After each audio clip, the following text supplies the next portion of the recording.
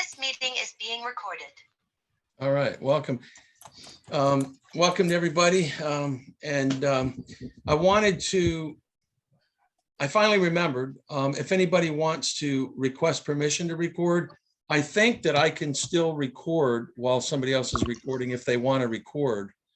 Does anybody want to try to do that? Try to request permission to record and make sure that I'm still recording, just to get another person recording, because I've been wanting to say that all along. Anybody that wants to record our meetings is more than welcome, right? Get it out there, have it. Does anybody want to try that, just for the sake of trying to see if we can get somebody else recording? Yeah, go ahead, Charles. Charles. Yeah, I guess you'll ask permission. Is somebody going to do it? Because I'll try, but I prefer someone else to do it. Yeah, or both of you if you want. Yeah, Charles says he can do it. Okay. Well, I don't know if I can. I push the record button at the bottom of the screen and it just tells me to ask Mike for permission. So I don't seem to have power to actually flip the switch to Okay. Allow to record local files.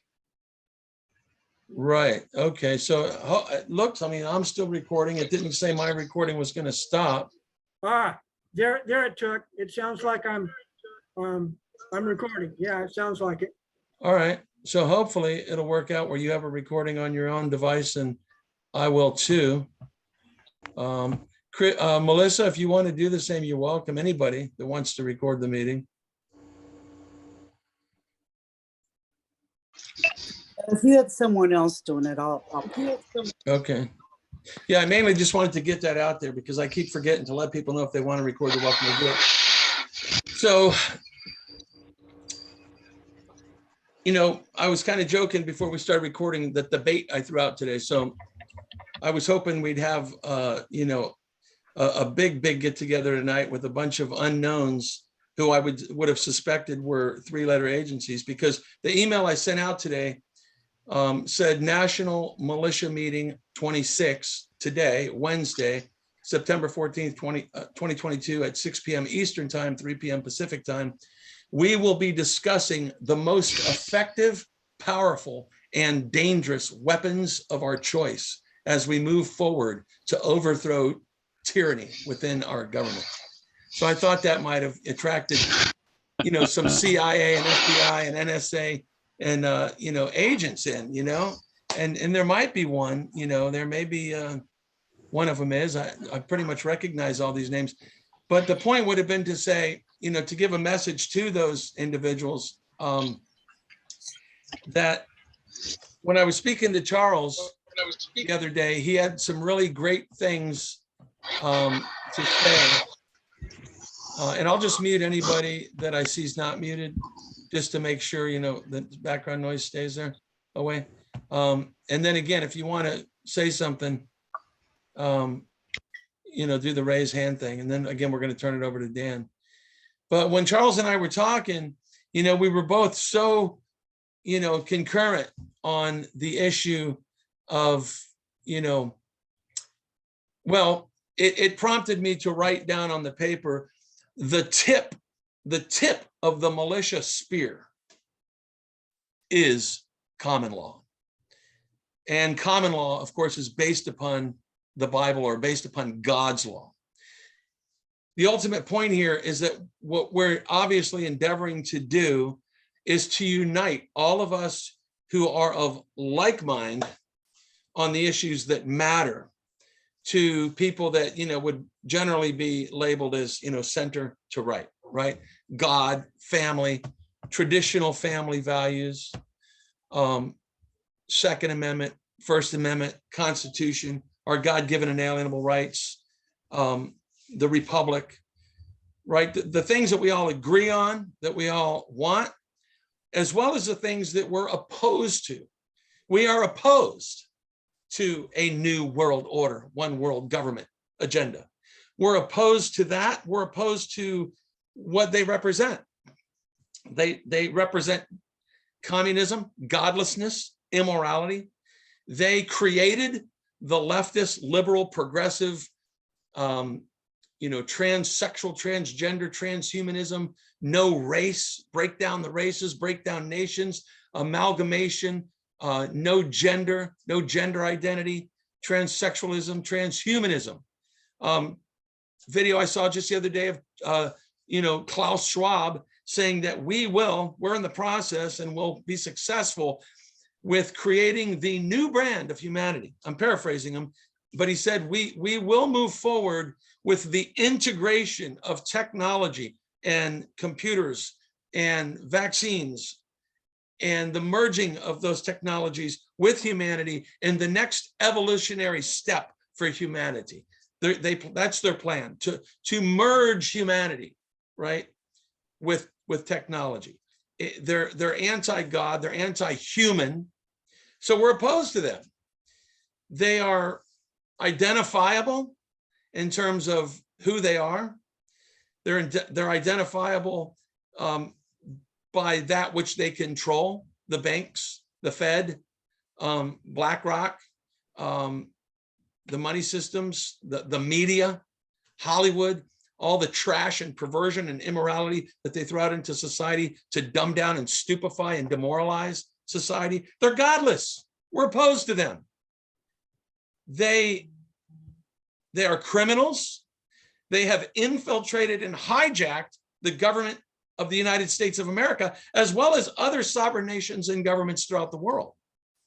So do we just sit idly by like sheep and let them carry on with their ways?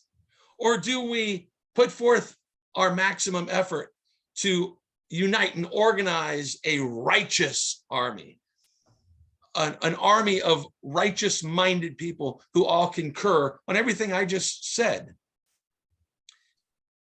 Now, having said that, I'm going to turn this over to Charles because, again, I was speaking with him and he concurs with me. As I said, that was kind of the best way I could say it. We're the militia. We, the people, are the militia. I've said in so many videos, and we have to always put it out there, that people need to wake up to the reality of what the militia is. It's a psyop that they've done to make people think it's a bunch of good old boys in the backwoods that are going to storm Washington. No, we, the people, are the militia, period. Everything we're doing collectively and united is lawful and peaceful. We're organizing and uniting lawfully and peacefully, transparent, open, and we're growing. And we're getting stronger and bigger, and more of us are coalescing. We are a righteous army. That's what we're doing.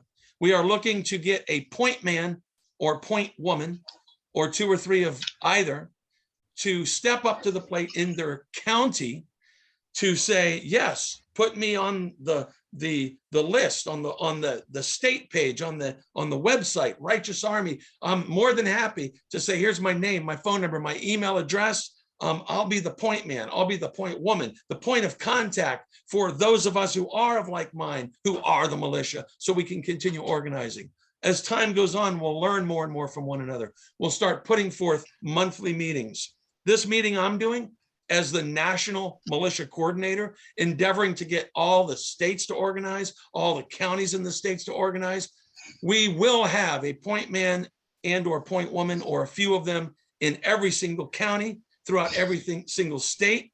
Every state will have a point man or point woman representing, who's elected or appointed by all those counties to represent that state, who will work in friendly cooperation with the constitutional governor to make sure you have a constitutional governor. All the county point men and women will work in friendly cooperation with their constitutional sheriffs, making sure they have a constitutional sheriff. All of these point men and women would preferably be people who have served as warriors in the United States military, preferably those who have served as Navy SEALs, as Green Beret, as Army Rangers, who have 5, 10, 15, 20 years experience in those areas. So you can help with comms and gun safety training in your community, in your county. Invite the families and the children down to have gun safety meetings, to have monthly meetings on the Constitution, the Bill of Rights, and what our rights are, and common law, which Charles is going to address. It's unbelievable to me that I can make this little introduction speech that this is what we're doing, And I've pretty much been saying the same thing all the way to this point where it's been about 2 months now and we're on meeting 26. We should have 1 million people that are trying desperately to get into this meeting. It's mind blowing to me. It's because most of them are looking to false prophets. They're looking to false idols like Donald J. Trump, their hero. It's not about Donald J. Trump or any other one person. It's about us. It's about we the people. There's room for many, many, many, many, many leaders in this effort. Again, we need a leader in every single county, 2 or 3 or 4 leaders in every single county and for every single state, and a national point person, a national militia coordinator working with all the states who will work as a liaison, communicating with the federal government, letting them know when they're out of line so that we collectively can lawfully put on paper where they're out of line, bring it to them and say, you got 24 hours to correct it or we're moving in. So having said that, I'm going to turn it over to Charles, who's going to start out, and then Dan is going to chair the rest of the. Do you want to see what Eric's got to say real quick? Well, I think Eric raised his hand because he knows he has some things to say. I did tell him he's going to piggyback on Charles. So hang tight, Eric. Eric has some great things to say. When he first started coming in, I said, hold those thoughts. Let it piggyback on Charles. So Charles will go, and then Eric and Dan will take hands from this point. Thank you. Okay, I'm on. Right? Yep. Okay. I just posted a link to, in the chat window, to a document that I'd like to start out with. Michael was talking in terms of giving the de facto government officials some kind of a notice of what we're doing. And the main shot across the bow document that I'd like to refer to here this evening is the one that I just posted a web link to. And I refer to that briefly as the constructive notice of treason document. It's rather an in-your-face kind of document to the de facto government officials, letting them know that we're tired of the dog and pony show. I got a little bit of feedback there, somebody. And what they're doing is amounting to treason. They're at war against our common people, our common American people, left and right wing, and they need to stop it.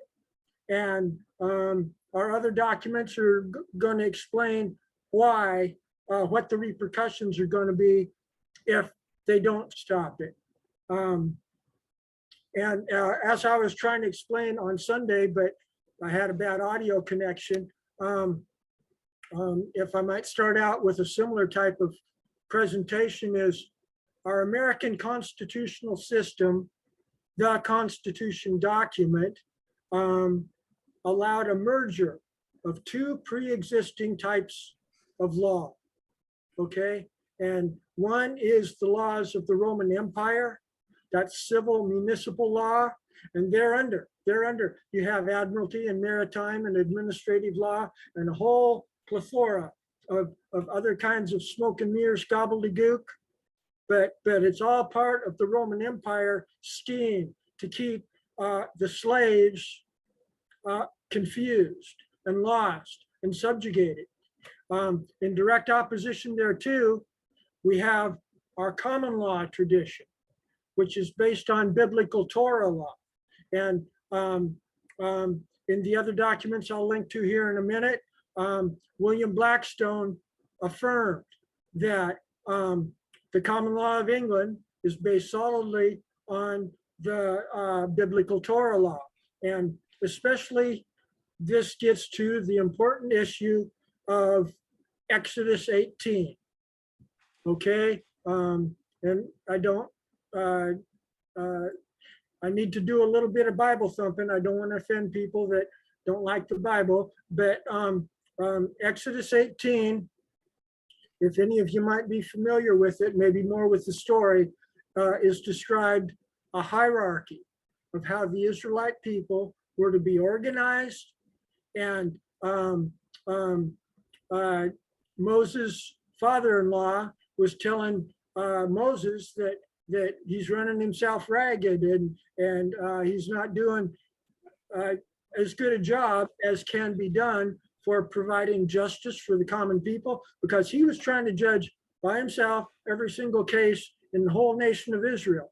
And his father-in-law said, hey, you're running, this isn't good. What you got to do is you got to appoint captains over smaller communities of tens and 50s and hundreds and thousands. And they will judge the small cases, and they will percolate on up. What they can't handle at the lower levels, they'll pass on up to the next levels, and it'll continue passing on up. And then only the really, really hard and difficult cases will go to Moses, and he will decide the final ones, because he's the smartest guy alive at that time. It was a consensus-based monarchy. Moses was, in this essence, the monarch, the king of Israel at that time.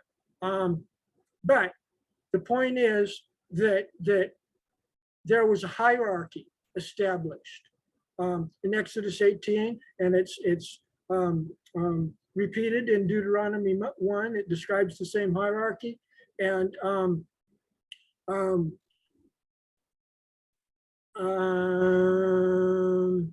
William Blackstone in 1750 or so, before the American Revolution, was trying to keep everybody from talking about revolution, because there was already talk about that in America and stuff. And so he reached back. He was trying to sell everybody on staying under the King of England, because he cited Exodus 18 as being part of the common law of England, and thereunder we should be able to trust the government, because they are allegedly representing not only the common law, but the biblical Torah law that it's based on. So thereunder, our common law tradition, the easiest way to link it is you can look it up. Wikipedia has a page on it. Look up 100 courts, okay? And let me publish a web link to, well, my main other document that really describes our self-governing communities. Come on. Control A, Control C.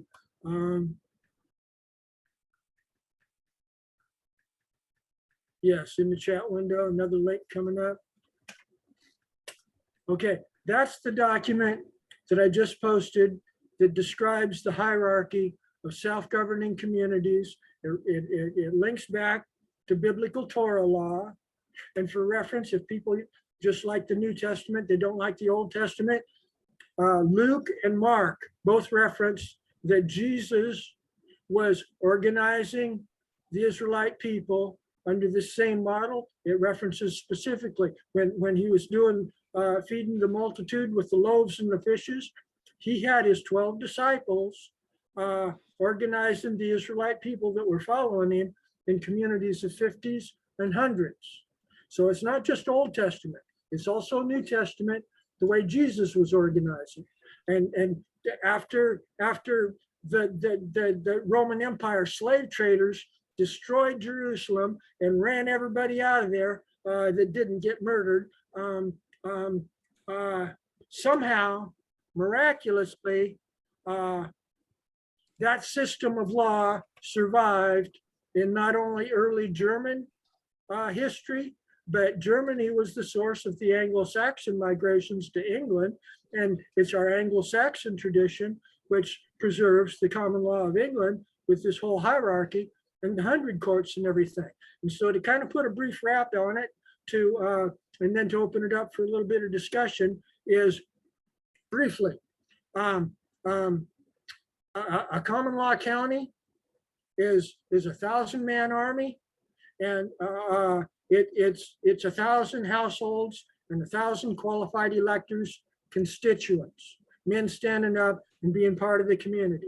A common law precinct is 100 court. It's got the same basic pattern of a 100-man army, 100 qualified electors that are meeting in conferences like this or physical, local, every single frequently, at least once a month. And a common law township with our very powerful town constable. Okay, that's a peace officer. All kinds of horsepower with our common law constable, peace officer, down at the 10 household level.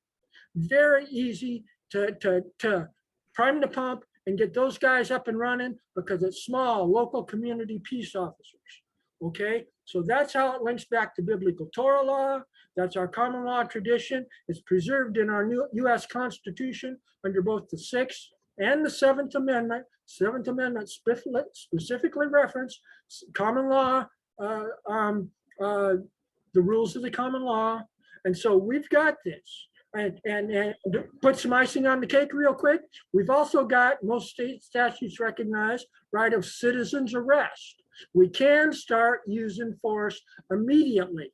If we've got the crew together, like the team that is regularly verifying that it sounds like good stuff, everything that we're doing sounds good to all of us, we affirm each other's good faith and each other's credibility in what we're doing and in the community like that.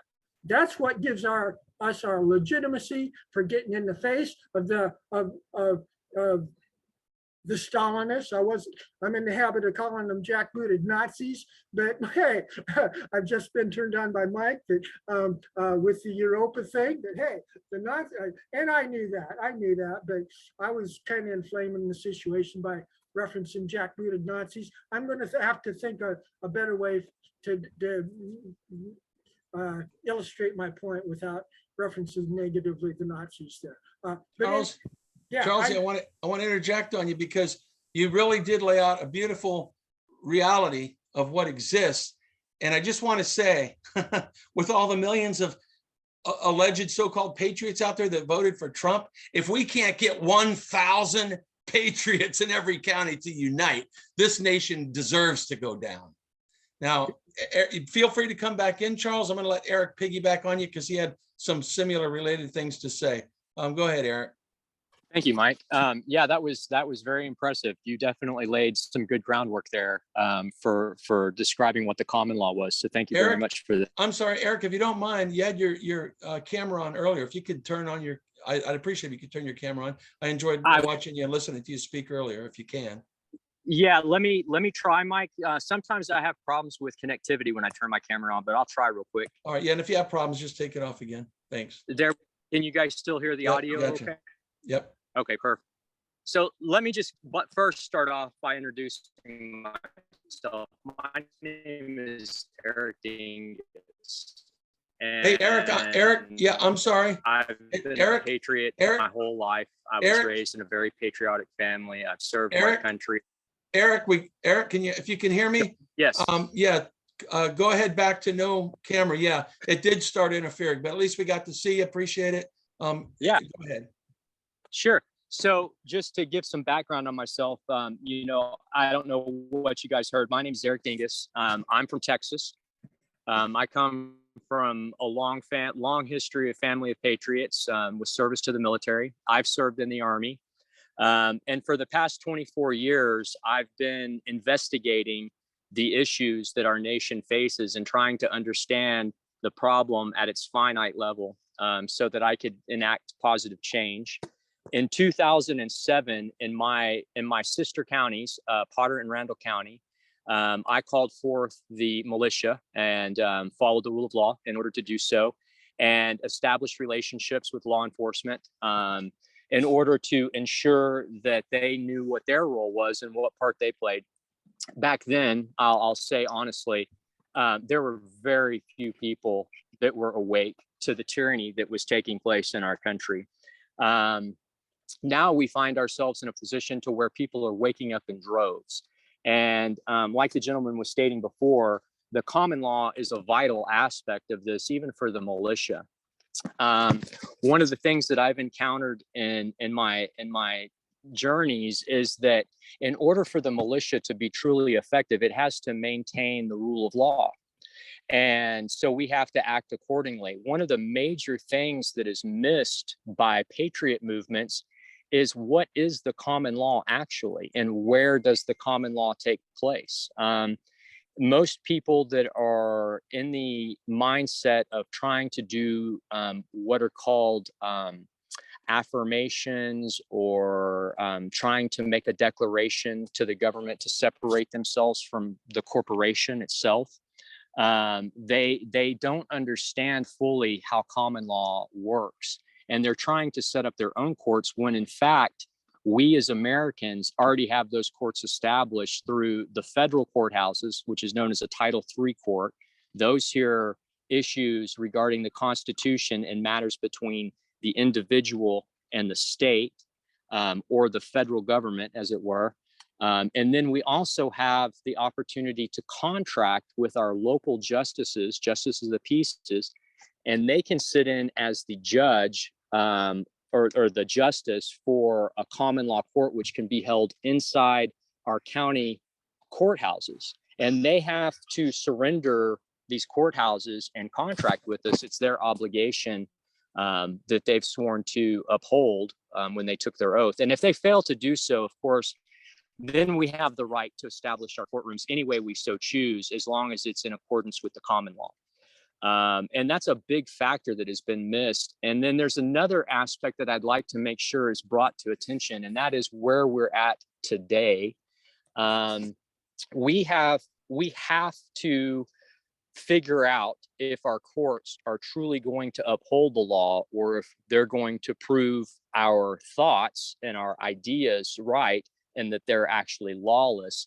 And the way we do this is by taking a case into the county and trying to contract with the JP and try and have the common law court in your county. Now, if it fails, then you go to the federal court. And if the federal court fails to uphold its oath, well, then you have a lawful reason to stand and take control, to take the helm back of our government. And that's really an important aspect of this, because one thing that escapes a lot of people is that because of treaties, we're tied to the international community.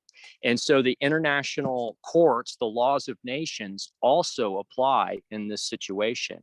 And if we want to prevent the deployment of NATO forces or the UN on our soil, we have to uphold the rule of law. And that's really what they want. Is they want us, they're trying to bait us right now to come out into the public and act like what you were describing earlier, Mike, the redneck militia or whatever you want to call it, when in fact, that's not what we are. But they want to bait us into a situation where we present like that, because that gives them the opportunity to place the final stone on top of the tomb, which would be to enact martial law, admiralty law. Like the gentleman earlier was stating, there's been 3 types of law and in our country. We started with common law, then we went to what's known as Roman civil law, and then we went into statutory law, also known as admiralty law, which is where we're at now. Now, they've perfected the 4th type of law. See, every time our nation goes through one of these bankruptcies, they restructure everything and they change the laws. The 4th time, we're going to get what's known as the law of war, or martial law. And that's what they're banking on right now, is that we, the people, are going to screw up. So a little bit about myself is I work out in the public sphere a lot, and I have a lot of really solid contacts with the FBI, with the Texas State Rangers, the Texas Rangers, with our local DPS, our state DPS. Plus, I've also managed to gain the ear of some of our leaders. And there's many of our leaders that are aware of the fraud that's taken place, the tyranny, the silent coup, if you will. And they want to stand up to it, but they're waiting for the people to do that lawfully before they come out into the public sphere. But I'd like to just assure everybody and let you all know that we have people inside the de facto government that support what we're trying to do. And so earlier, Mike, when you were talking about trying to bait the FBI, I just want you to know they listen to everything They watch everything, and all the information is passed into what's known as a FEMA fusion center, and the computers listen to it. They look for keywords, and then they drop it on the desk of an investigator. And then the investigator has the job of going out into the field and looking into matters. So you probably won't see them showing up on your calls because they don't need to show up to listen. Just FYI, they listen to everything already. I'll yield the floor. Yeah, no, I want to interject again. Again, great thoughts. I just need to ask quickly, are you affiliated with David Straight or Anna Von Reitz? In fact, absolutely not. They're both criminals. David Straight is a narcissist, and he is a stealer of our honor from our armed forces. And Anna Von Reitz is a former employee of Planned Parenthood, and she's been affiliated in some real estate scams, and her husband is a registered child sex offender. And I verified all of this in my investigation. This is what I do, actually, is I look at all these different groups to find out what the threats are, because not unlike our public servants that have sworn an oath to uphold and defend the Constitution, I too have done that. I find it's critical at this juncture to ensure that these types of movements don't gain the traction that they're trying to. Yeah, well, this is an important point. I'm glad we can address this now, because let me put it in perspective, not just for everybody that's here, but for, again, this video going out for the benefit of others. It was about a year ago that I first saw David Straight's. He has 5 videos on YouTube. It's like a 5-day conference he did. And I watched the first one, the second one, the third one. The man presents as being godly, Christian, Bible believing, very articulate, very comprehensive, and so impressive that at the time I was primarily focused on my website, thebigvirushoax.com, and always doing videos on that. And I ended up doing a video on him saying, man, if this guy's a con job, if this guy's a scam artist, I'm going to blow his cover, man. I'm going to blow him wide open, because it offends me, the thought that he may be that, because a lot of what he said was frankly incredible. Like it was as if he was using things like, yeah, I just got back from a top secret sting operation where we saved 35,000 children from the dungeons. And President Trump personally gave me this hat in the Rose Garden. It kinds of things that will make people, admire him. But if it's true, then so be it. And I've spoken with him on the phone 6 times, and I've had repeated text messages back and forth with him. So the man has been forthright with me. And before I make the next point that needs to be made, I'll ask you again. You've called those 2 organizations out, David Straight and Anna Von Reitz. Are you associated with America's Assemblies? I've also researched Tim, yes, and his organization. Tim is most certainly a narcissist, but that doesn't always make people bad, because I think all men of character and leadership qualities also possess a slight hint of narcissism. Right. So I'm not going to say Tim's bad, but I or good, because I don't know the man personally, but I've never been able to turn up any dirt on him. I will say that. Now you've made some strong statements here that are significant in more than one way, and they need to be addressed right now. Last night, my son and I got on the Zoom meeting with America's Assemblies, and I was the first one to be able to ask questions. So I want to get that video so I can put it out, because I asked some hard questions and they kind of backed off. But what they told me flat out was, they said, well, I'm going to be nice about this as far as David Straight. I don't want to be too cruel here, but, when a man says that he was a Navy SEAL and he starts saying things that weren't true about himself, then let's just say that's not very godly. He also said this to me, his own words: I guarantee you, and this was Tim that said it, I guarantee you 1,000% that David Straight has not accessed his Sustis QV account. That's correct. Now that's a straight. However, not only has David stated on video that he has, but I personally asked him on the phone for my own clarity. You know, David, I mean, did you actually, I mean, do you have access to your Sustis QV account? You actually have access to that and you have that funding? And he said, yes, I have. And he said, it's attached to my Wells Fargo account and I used my money. And when it goes down to a certain level, they replenish it and it goes back to an amount. And when I use that, they replenish it. Now, if this man's a godly man and that's the truth, then you're wrong. And the guys that were criticizing him last night were wrong. And I'm right and he's right and he's a good man.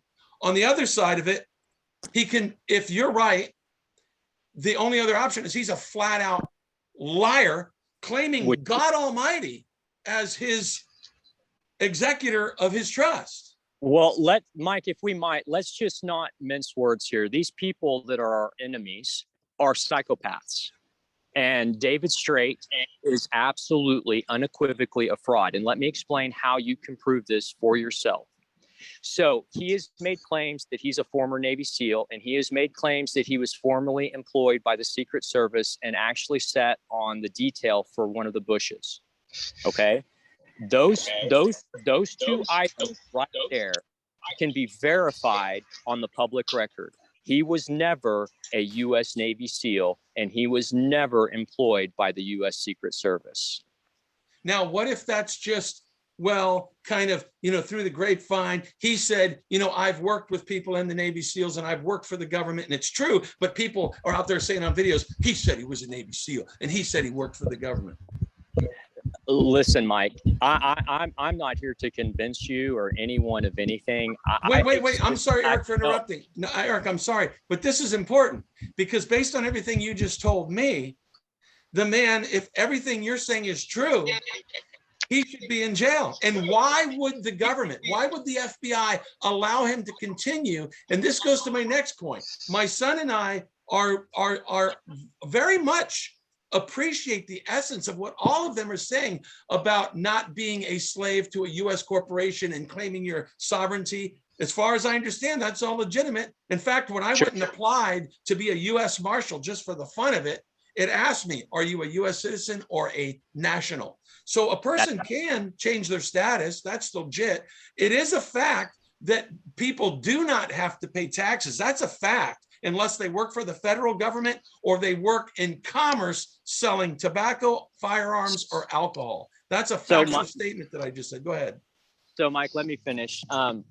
What I'm saying is my job on this planet is not to convince anyone of anything. My job on this planet is to present facts to the American people. That's but wait a minute, Eric, again. Hang on, let me finish, please. Let him finish. Let him finish. The opportunity to finish. So I can tell you that I have held a very high security clearance for the U.S. government.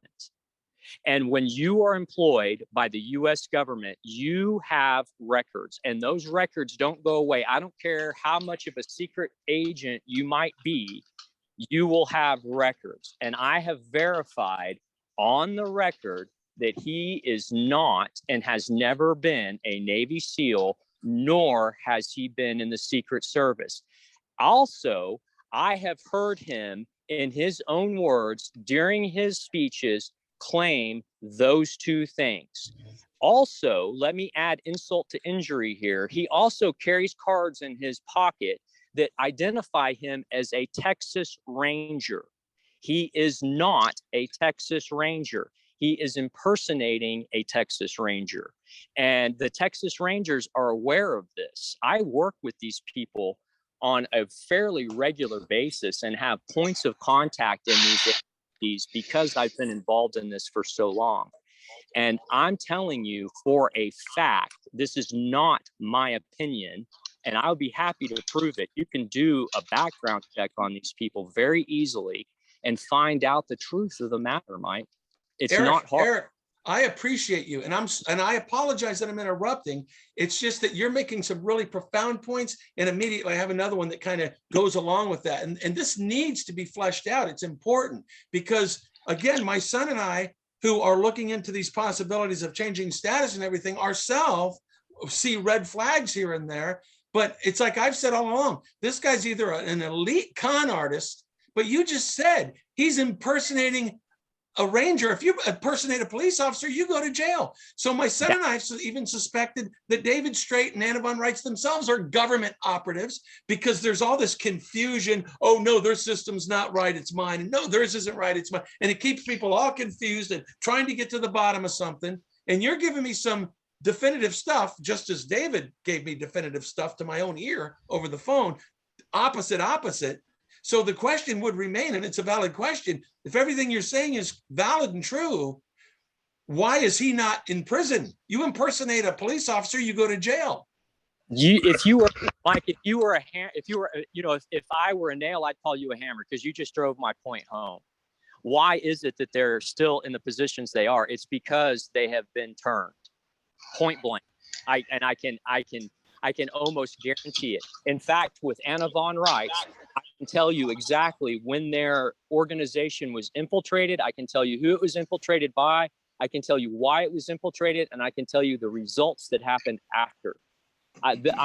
This is what I do as a profession. I build houses for a living, but all of the money that I earn in this world goes to my research and to my investigations. And I travel the United States doing just what I'm talking about. And with all due respect, you're starting to sound like David Straight too, right? Because he has these grandiose stories about what he does and what he achieves. Well, here's the difference. Here's the difference, Mike. I'm not trying to sell you anything. I have nothing for sale. Like, you're talking about changing your status. Let me just share with you the law. Fraud vitiates all contracts. So why do you have to change your status when they presumed upon you a fraudulent identity? You don't have to change anything. You were born a national. You were born a citizen of your nation state, and you were born a citizen of the United States. What they have done is fraud, and you don't have to do anything. They have the burden of proof, not you. So you don't have to do any kind of fancy hoopla to be an American national, to be a state citizen, or to be a de facto citizen. You don't have to do anything to do those things. You're born into those classifications. Those are called political classifications. Sure. And I Let me tell you, concur. I've been a sovereign man living on the land and upholding and engaged in the common law for 24 years. And I have never done or filed a single piece of paper anywhere in the world that states any of it. But every single time that I walk into a de facto office and I speak to my public servants, they recognize who and what I am immediately. I'm talking Border Patrol, DPS, my county sheriff, the FBI, the BATF, you name it. I've had lunch with them all. And the reason is because I'm looking into these things legitimately, and they like working with me. Right. Because I'm legitimately taking the information and compiling the data. I'm not drawing conclusions. I'm not drawing opinions. Everything that I've stated to you on this call, I can prove by using de facto government records. Right. Yeah, and I appreciate that. And it's been my mindset as well. I've said it many times that, and I've even told David, and my son talking about it, screw all this, because they lead you along. They're like dragging you down this process to keep you in their organization. Why don't I just go to the Secretary of State and say, yeah, I got a question. Are you actually working for a corporation?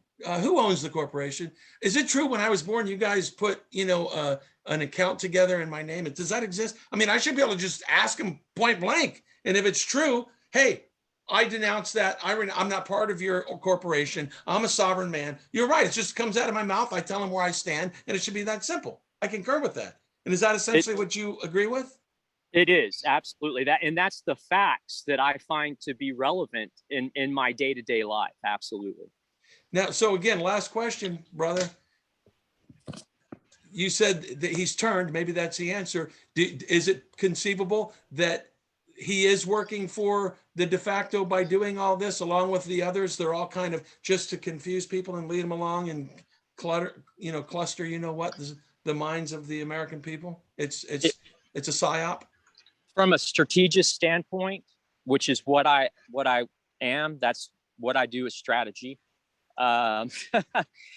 Yes, absolutely. They are a psyop. I mean, and what better psyop to have than people that are in these movements? And there's a whole list of them. It's not just these two individuals. There are a list of these types of players that are out here on this field playing ball with us. They're just the opposing team parading themselves as our team. So they're not. It's no different than what the Zionists, or let's go back. It's no different than what the Sadducees and the Pharisees did, right? Because that's where the Zionists come from. Right. It's traceable from history, from Sumeria all the way through to now here. And what they do is they hide in plain sight by making you believe the exact opposite of what is true. So essentially, they could be just operatives of the government for the purpose of keeping all this confusion and stringing people along, creating confusion. Well, I would hope that would be the case rather than the option, which is that they're just blindly doing this without realizing that they are acting as an enemy combatant to the people. And like you said, committing fraud and committing crimes and not being arrested for it. See, that's questionable too. Why would these people not be taken into custody? If they're it is. Let me tell you, Anna von Reitz's executive officer was involved in an FBI sting. His wife, his deceased wife, was killed mysteriously in a plane crash, and the FBI went in and did a sting on Harold Hines, and his wife died shortly after. In fact, I'm pretty sure that her XO was the point. In fact, I can trace it on paperwork where he was the point of infiltration, where the FBI actually infiltrated that organization. And then the last point of clarification, if you have any information on it, what about this Republic for the United States of America, President Geiger? Yes, anybody that is trying to sell paperwork, anybody that is trying to sell a system that deviates from our Constitution is a fraud. What about the fact that it's alleged and apparently provable that the United States government became a corporation in 1871 as opposed to the government de jure of we the people? Well, that's very DC Organic Act. You have the DC Corporations Act. In fact, you can go into the 1900s when you look at Woodrow Wilson.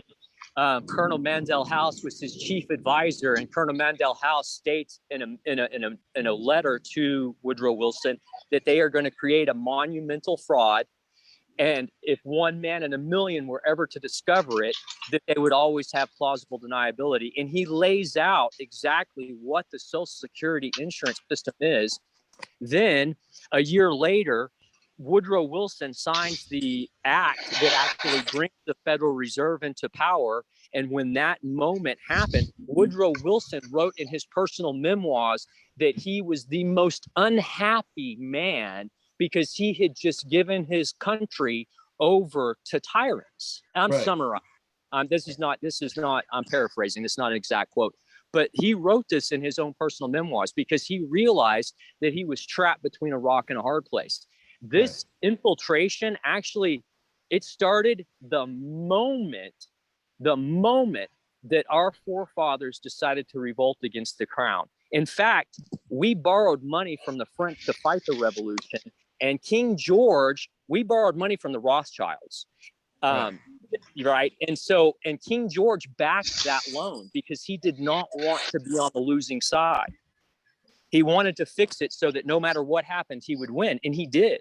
And that's what the Federalist Papers are about. That's some of the very things that they're speaking to in the Federalist Papers. And then you read the Anti-Federalist Papers, and it goes even deeper into all of this conspiracy that was actually taking place on our shores during that time. So the first bankruptcy, I'm sorry, go ahead. Yeah, so you concur that our de jure government was hijacked and turned into a corporation? Absolutely. And you concur that, again, maybe a little more clarity on the Republic. Are you very familiar with them? Are you familiar with their DSI, their Declaration of Sovereign Intent, and everything they did where they submitted 140 pages to The Hague, and The Hague accepted that they are the legitimate government of the de jure government of the Republic? Are you familiar with that? I am familiar with all of those actions, but I'm not at I'm not in a position to be able to say one way or another what they are, who they are, and what they're doing. It You're seems to familiar be with fairly legitimate. It seems to be fairly legitimate on the surface.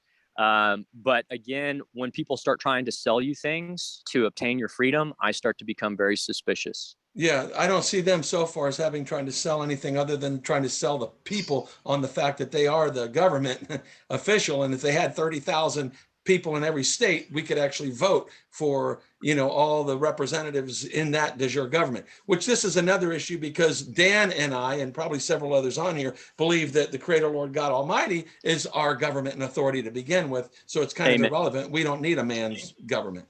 Amen. But yet we're still subject to it. Eric's, please hang around and comment on anything somebody else might have to say here. Let's move on to Joseph. Thank you, Eric. All right, how you guys doing tonight? Well, you could put any man under a microscope, anybody here and dig up dirt about them and call them a fraud or call them whatever. The point of it is what is everybody's intentions here? What's the end game of their intentions and what they want to do and accomplish here?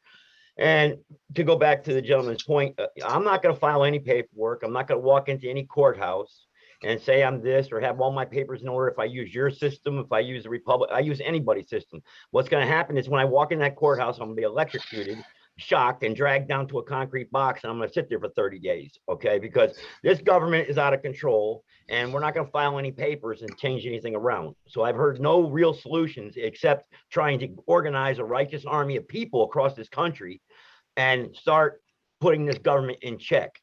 That's the only thing I could offer you right now is ask, what can we do to do that? Except because we're not filing any papers. No paperwork is going to change the Federal Reserve and the Rothschilds and the banking system and the way this and Joe Biden tomorrow night. So even if we went with 1 million people to Washington, D.C., they still aren't going to change nothing. So what can we do to flip this current evil system that we're under right now and change what we're going through right now and how this country is heading and where it's heading? What can we do? Yeah, and I'm going to interject on that quickly. As you know, Joseph, we say it all the time.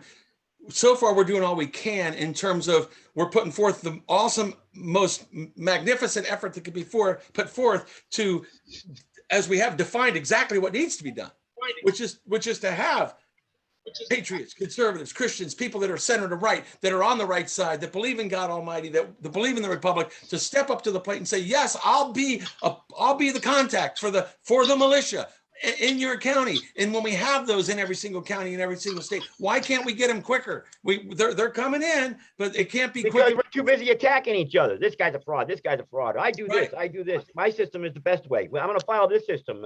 Exodus 9, the Old Testament. Right. That's what we're doing. We're attacking each other. Right. Let's go to Brian, and then you can come back in again when you're ready there, Joseph. Yes, sir.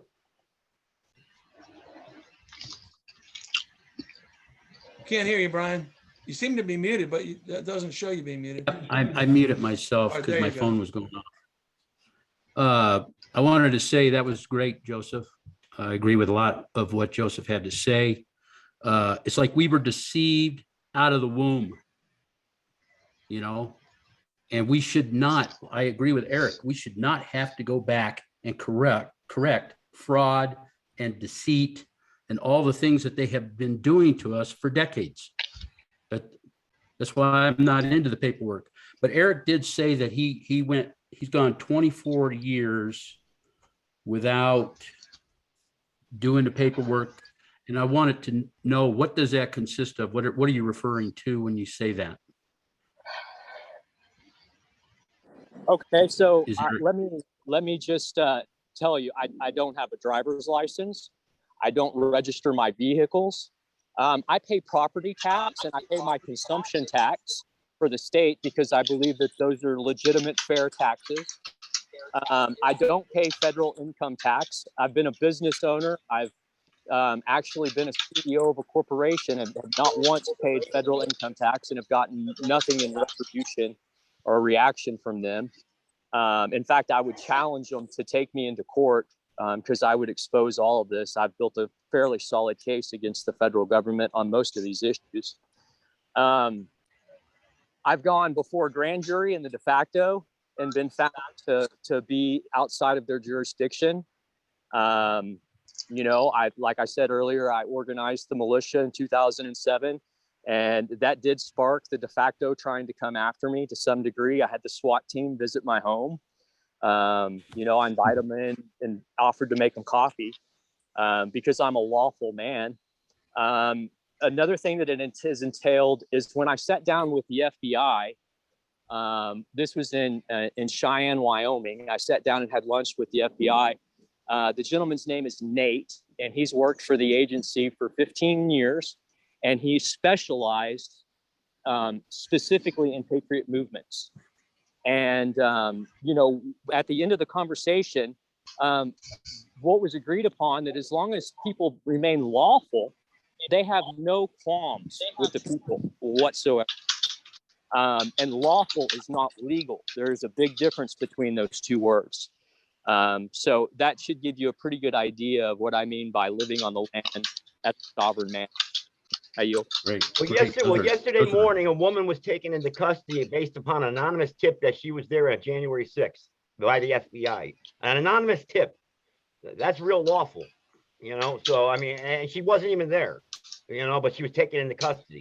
So, you know, I mean, I get what you're saying and everything, and that's great. If you don't have a driver's license, I'd like to send you some money. I want you to drive around with me in Greensboro, North Carolina. And I want to drive by some police and see if you get pulled over and how you handle it. Because I'd really love to see how that works. Because I've never seen it work yet. I mean, Well, but I'd be hats off happy if it to. does. I'd be happy to. And I'll tell you that there are certain states that are different than others. I mean, that we are all 50, we're 50 independent nation states, and they all work differently. Here in Texas, we are blessed beyond words. God has truly blessed us here. Our government recognizes the Republic even still today. Our Supreme Court has even upheld Republic of Texas common law court decisions. And that's evidenced by their 1995 want for jurisdiction in the matters engaged in the common law or people that reside outside of their jurisdiction. It just depends on who's been there and who's been doing the work. But I've spoken with people, law enforcement officials from all over the country. And maybe it's my demeanor, maybe it's the fact that I come from a background of service. I don't know what it is, but I've always had success in these conversations. There have been a couple of times when we've just had to agree to disagree, but I've never been harassed by law enforcement, except for having the SWAT team sent to my house that one time. Yeah, let me interject here a little bit. Eric is right. I went 25 years without a driver's license, without insurance, and all that stuff. It can be done. I was stopped. Typically, if you maintain decorum, if you present yourself as being intelligent and informed. I remember in New Jersey, the police officer pulled me over, and the first thing I told him, I said, before we get started, I'm a protester, and you need to know that.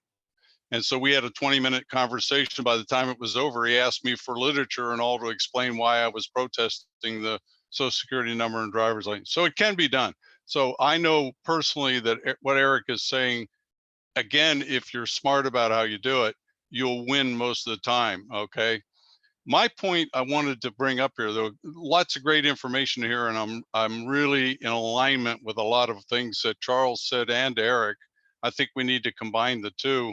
But this also points out something, as Mike was saying, as to why I am always pushing the fact that we need at some point to determine who the leadership of our efforts are going to be, because we're not all going to agree.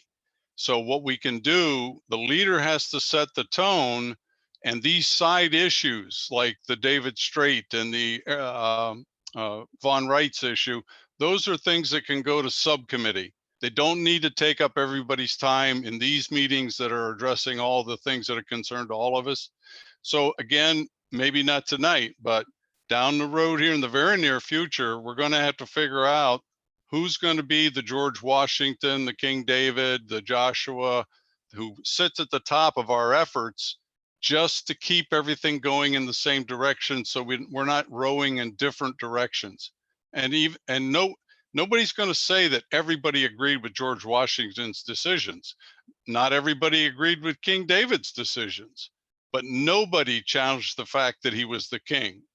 Okay. And there's an old saying that says it's better to have one bad king than two good ones, or one bad general than two good generals, because of exactly what we're witnessing here.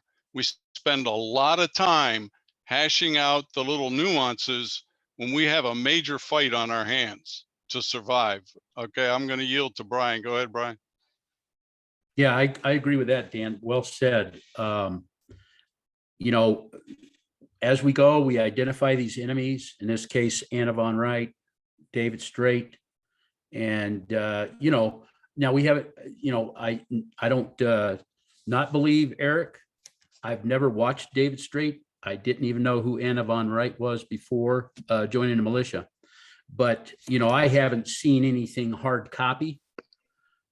It's all verbalized, and that's nothing against Eric, but, you know, proof is good to have, you know, written proof, something that shows, or where can I go to confirm it for myself? Because there's nothing better than when you do your own research and you learn it on your own. It's a lot better than coming, you know, second or third hand.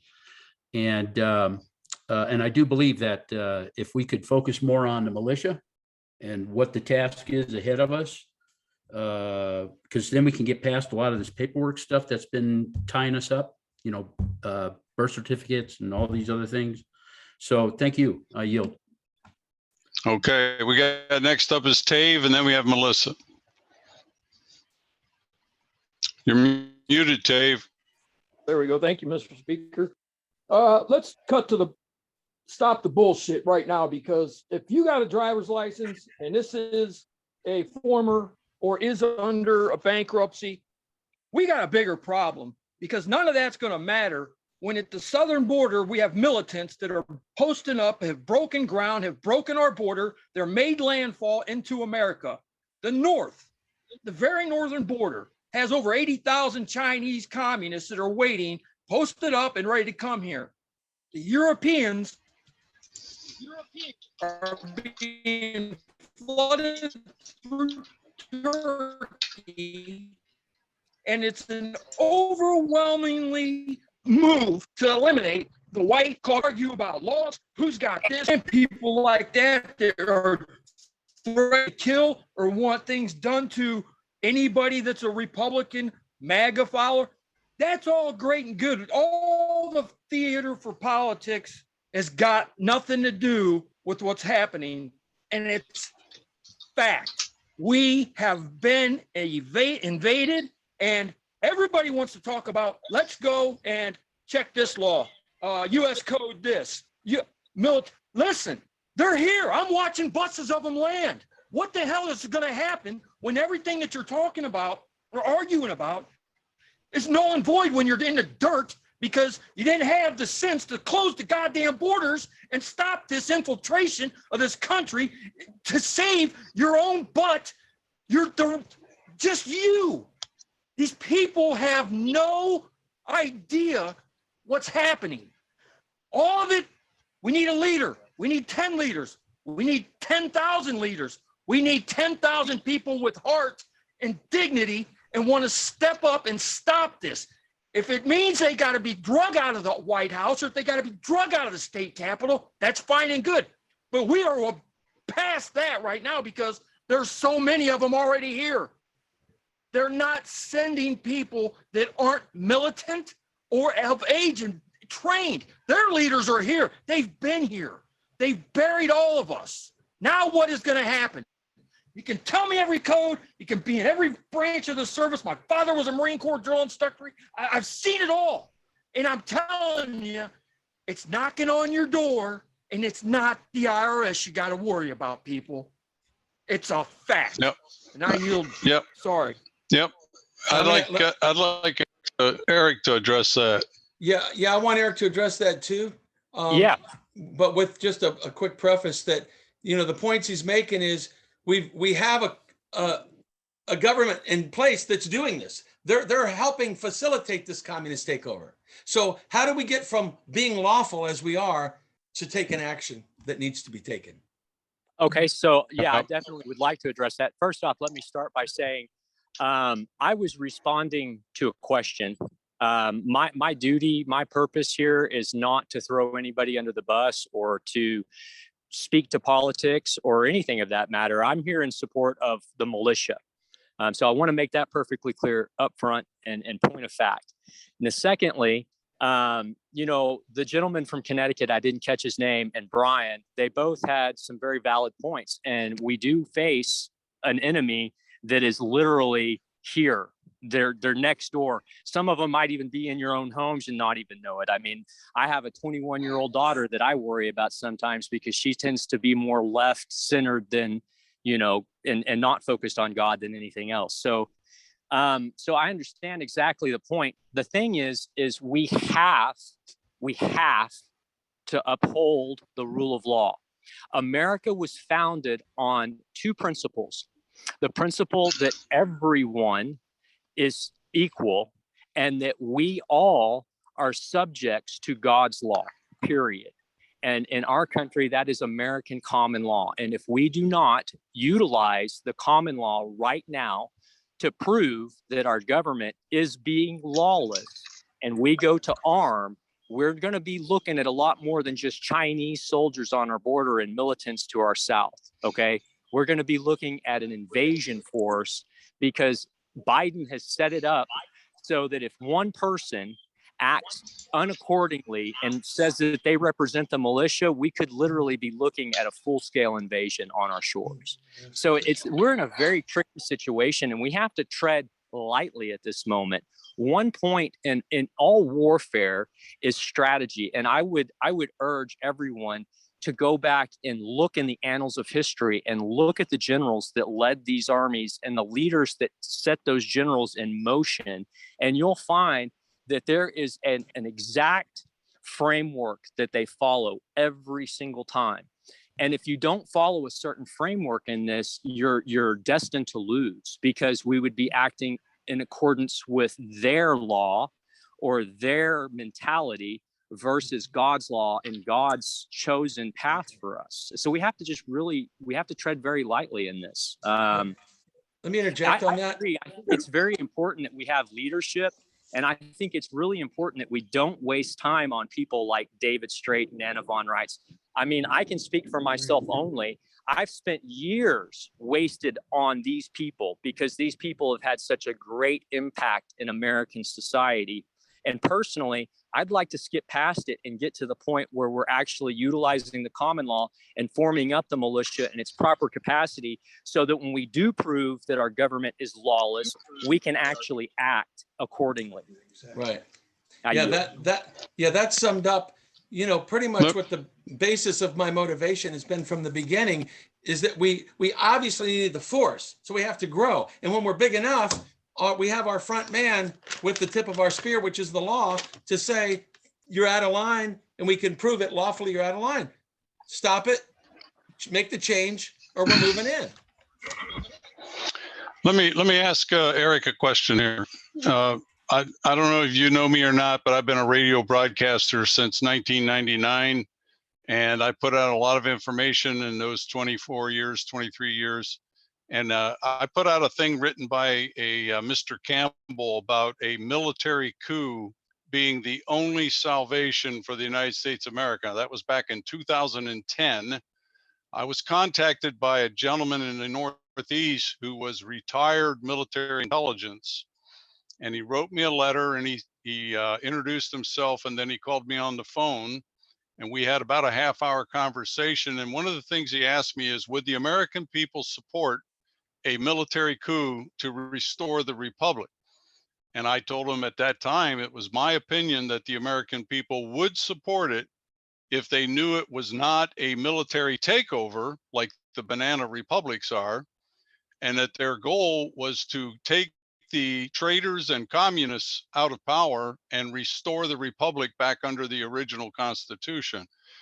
So we ended that conversation. Again, that was in 2010. So my question to you, and something I've been wanting to know all along, where are the white hat military guys that know that we are on the brink of falling into the abyss when in the hell are they going to step forward and ask the militia to support them in taking back our country? Do you have any input on that area?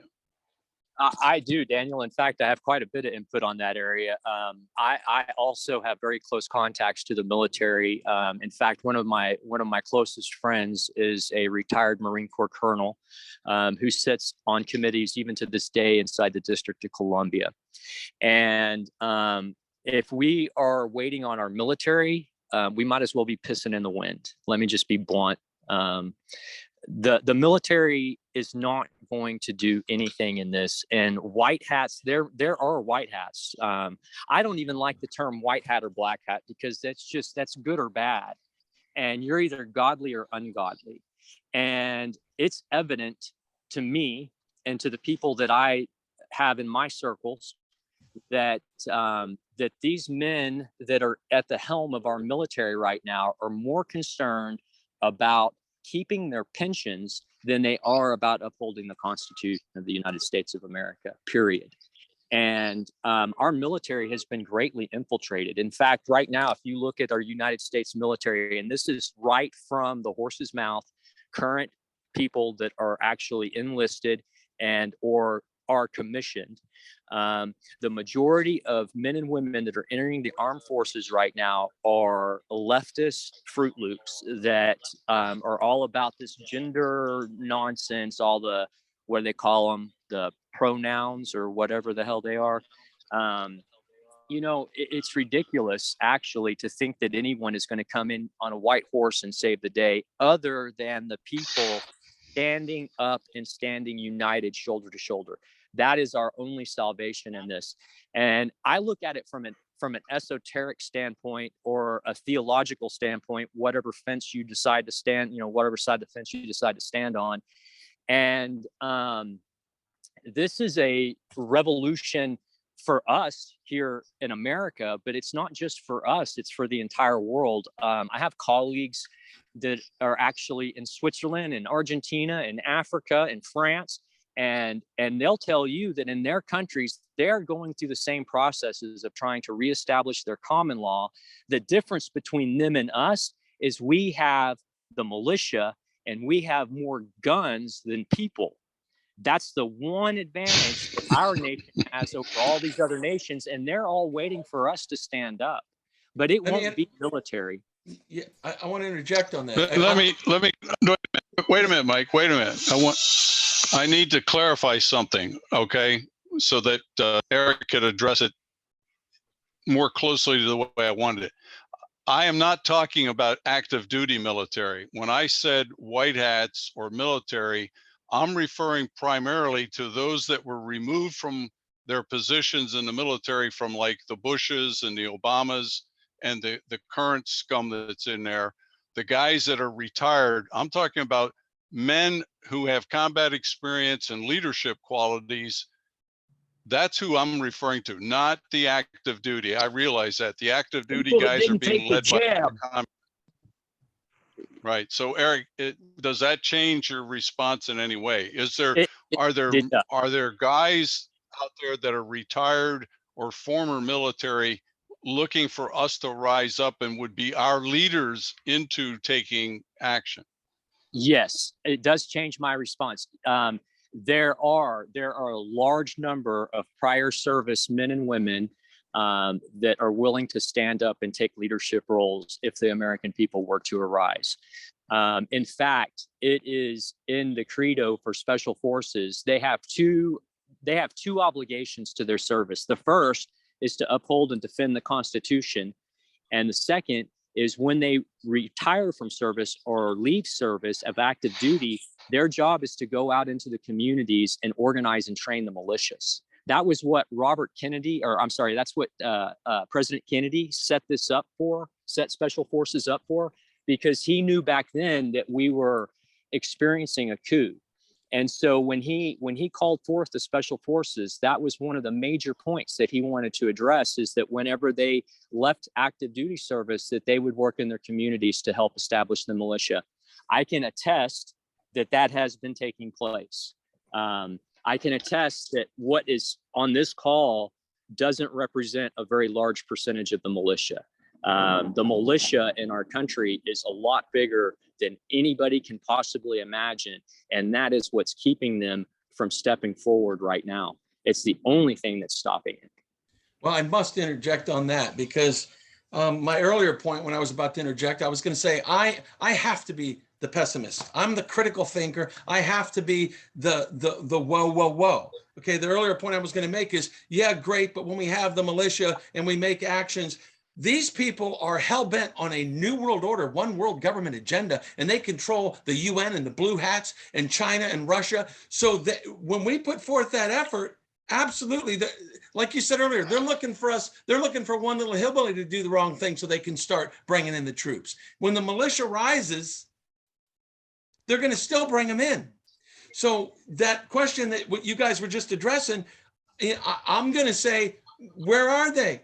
Where are these white hats? Where are these former generals? Why, if they are these former leaders, they should have enough intelligence to be coming out of the woodwork and addressing these issues. I've never seen them. I'm nobody, right? I'm just a nobody. They're the big guys, the big honchos, the ones with the experience. But this nobody has stepped up to the plate to say, hey, we hear about militia all the time, and it always comes back to the PSYOP concept of the militia. Oh, they're in the backwoods, man. Don't worry. They're going to get this. That's a PSYOP that was put out to make people think that the militia is getting together. Because when you look for them, they're nowhere to be found. And I'm not talking about the ones that are hiding. I'm talking about even the ones that are hiding should have a point of contact. You know, Okay, even to contact somebody like us that's putting forth the effort for there to be an upfront, open, transparent point of contact for the militia. You can't get away with saying, oh, don't worry, they're in the backwoods. That's the PSYOP. Even the ones that, if they are in the backwoods, they need an upfront contact. It needs to be an open, transparent thing completely across the board, which is why we're endeavoring to get that point of contact in every county, in every state. Where are they at? Where are they at? So let me answer your question. They're smarter than we are. And they're not going to stick their neck out to get it chopped off, get their head chopped off until they know the people are going to stand up behind them. And right now, what the people have shown them is diddly squat. Well, then the militia must not be very big. No, the militia has been standing down. The militias have been standing down, haven't they? I mean, you guys are standing down, aren't you? I know that we're here in our community, we're standing down. Why is it that we're standing down? Well, It's maybe if the nobody militia knows what would to let do. themselves be known, maybe if the militia would let themselves be known, the people would start standing up because they can see they've got a militia. How about that? I agree. But until they see, like, for example, the militias that I'm in contact with, okay, they don't want to come and stand up until they have to. So, for example, here in West Texas, okay, I'm going to use West Texas as an example. We have an incredibly strong militia here. In fact, I would say our militia is probably one of the strongest in the entire country here in West Texas. Why aren't they at the border then? Okay, Mike, you're going to have to give me time to respond before you That throw was new ones Dave. in on me. Okay. That was Tave. Oh, okay. I'm sorry. Anyway, so one issue at a time. Let me try and explain. Okay, so in West Texas right now, we are in the process of trying to Yeah, that's me. I'm sorry. I just had to say that because I know I was going to. I'm sorry. Go ahead. There's a lot of background noise coming through. Could everyone that's not talking, could you please mute? And then somebody was saying something and I didn't catch it.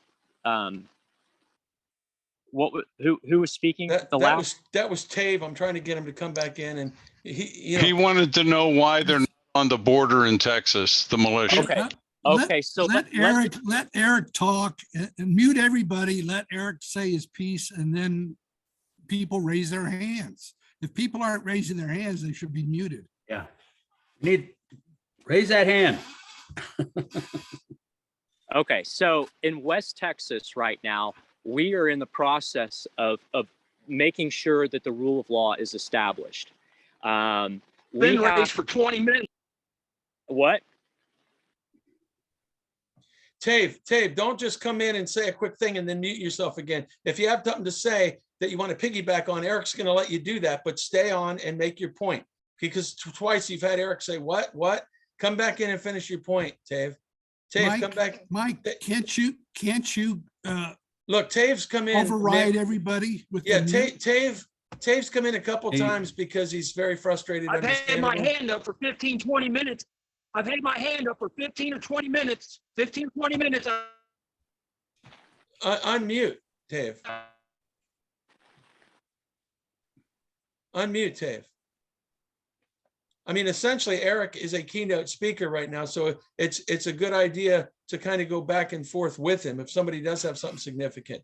Can you do that, Eric? Let's kind of, you got lots of good intel and insights. Let's kind of go back and forth between the guys that have their hands raised with you.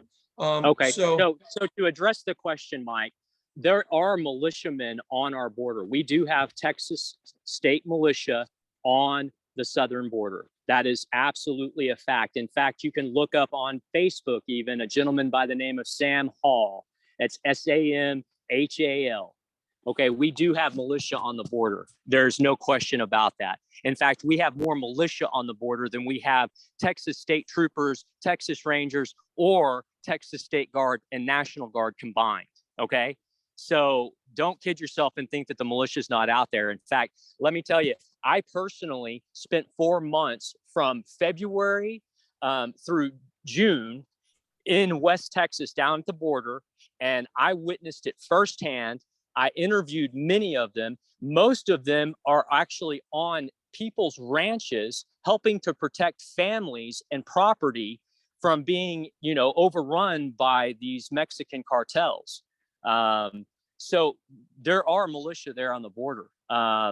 In fact, we have militiamen from East Texas, West Texas, North Texas, Central Texas, South Texas, the border counties, all of them. We have volunteers from all over the state that are down there. yeah, I want to interject. I want to interject, and I know Dan would agree with me that, Tave is pointing out, and it's legitimate, the concern about the borders on both Canada and Texas, but the problem is much deeper than that, which is why we have a government that we have, that is the communists have infiltrated and hijacked our country, our government. That's correct. That is correct. In fact, had our government been a true republic and been operating as a republic, we wouldn't be having these issues right now, because the first thing they're going to secure is borders, culture, and language, period. Right. I mean, that's the basics for having a nation. That's it. So, right now we're in a precarious situation. The Supreme Court here in Texas ruled against Alex Jones. They basically threw the First Amendment out the window. Okay. That's the first time this has ever happened in our country. Assuming that wasn't a PSYOP fraudulent case just to keep people focused on more BS.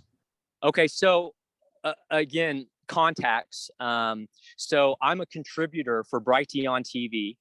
And a lot of my stories make it onto Brighteon. And Alex Jones sometimes picks up the stories. Alex Jones, I don't know the man personally, but I can assure you that wasn't a PSYOP. I know there's a great many people, patriots, that consider him to be a shill for many years. There are a lot. But see, the same thing could be said about Robert David Steele, Sasha Stone. I mean, the list is long. And that's one thing we have to get away from. We have to get away from us passing judgment on who is a shill and who isn't a shill. But we have to be aware of it. We have to be aware of those PSYOPs too, because that's how they win. They win with lies and deception. But if you know the history and you know the truth, you cannot be persuaded, right? Well, there's the few of us that fall into that category, yes, like all of us here pretty much. Right. Well, so, the other side of what I do is I'm trying to get this information published so that it's out there for everyone. And most of the information in fact, all of the information that I speak on and that I teach and that I report on is all verifiable and documented in our own Library of Congress archives, or Supreme Court rulings, or American jurisprudence, or Bouvier's law, or I reference Black's law. I mean, like these are real things. It's not just bullshit. So I like to steer away from the whole individual thing, and let's focus on the actual issues. Right, I understand. Let's let Nick cut in with you. Go ahead, Nick. The militia guy. I was just going to ask where, I'm in the Odessa Midland area, Eric. Where are you? I'm in Amarillo. Okay, we need to get together sometime. Absolutely. Absolutely. In fact, I've got a lot of people that you might want to meet from Midland, Odessa, Lubbock, Amarillo. I mean, West Texas is pretty well set up. So we just need to get you plugged in. Eric, you'll find the militia guy's contact information on the Texas page, on the Texas state page on our website. Okay. All right, perfect. Yeah, I've spent the past 2 days perusing the website and watching the videos and stuff. That's why I wanted to attend the call.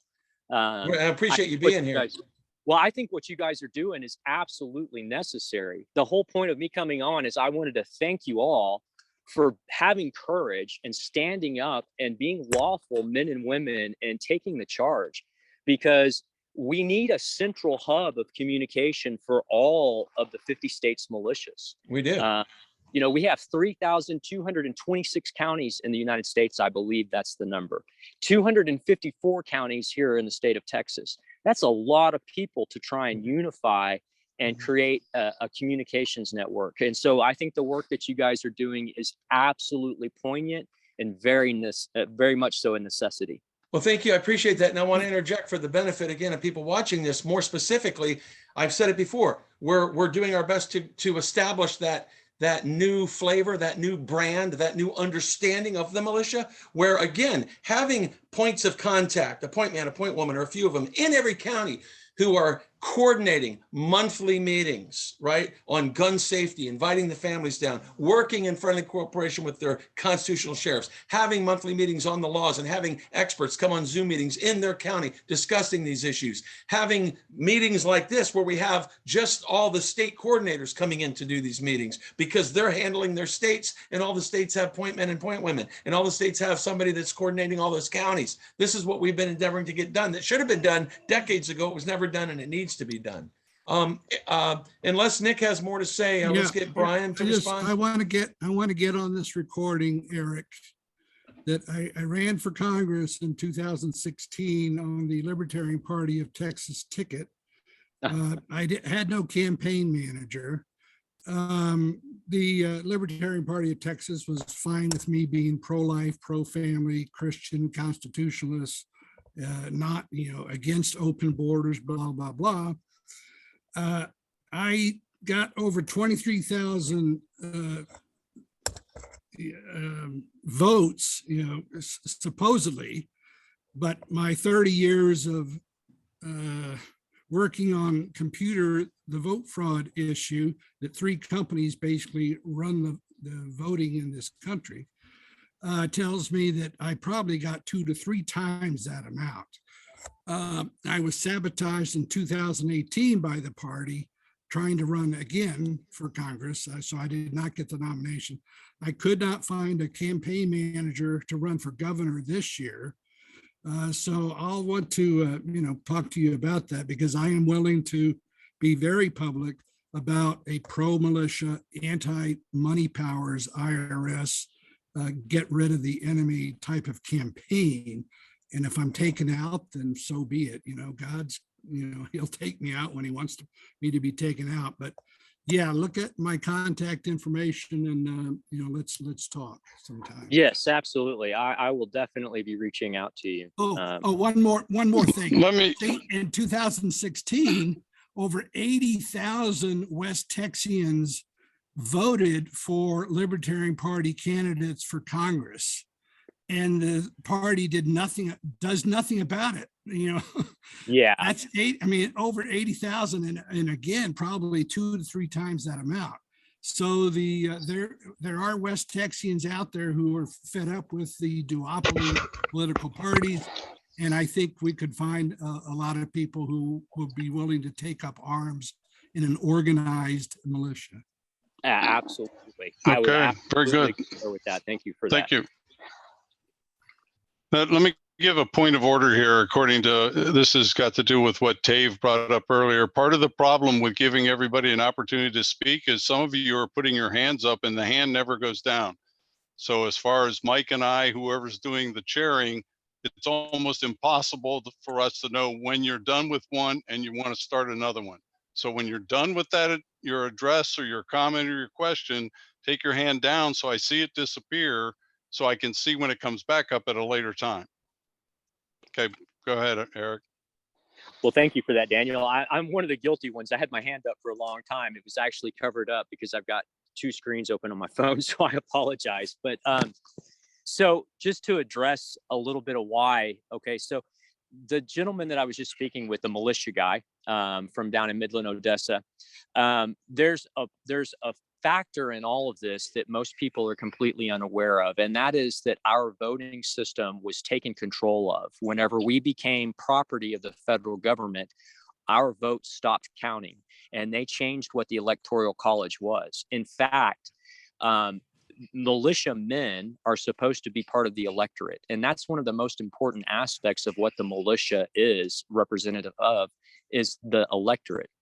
And the reason for that is because, you know, you want men that are vested in the community to be the ones defending the community. If a man doesn't own property, he probably isn't going to be willing to sacrifice as much as the man that does. And that's why our forefathers set this system up this way. Well, what's happened is that our electoral college has actually been put under the control of the Council on Foreign Relations, and they are funded by the Rothschilds. And the Council on Foreign Relations and the Electoral College are the ones who fund the Democratic and Republican parties.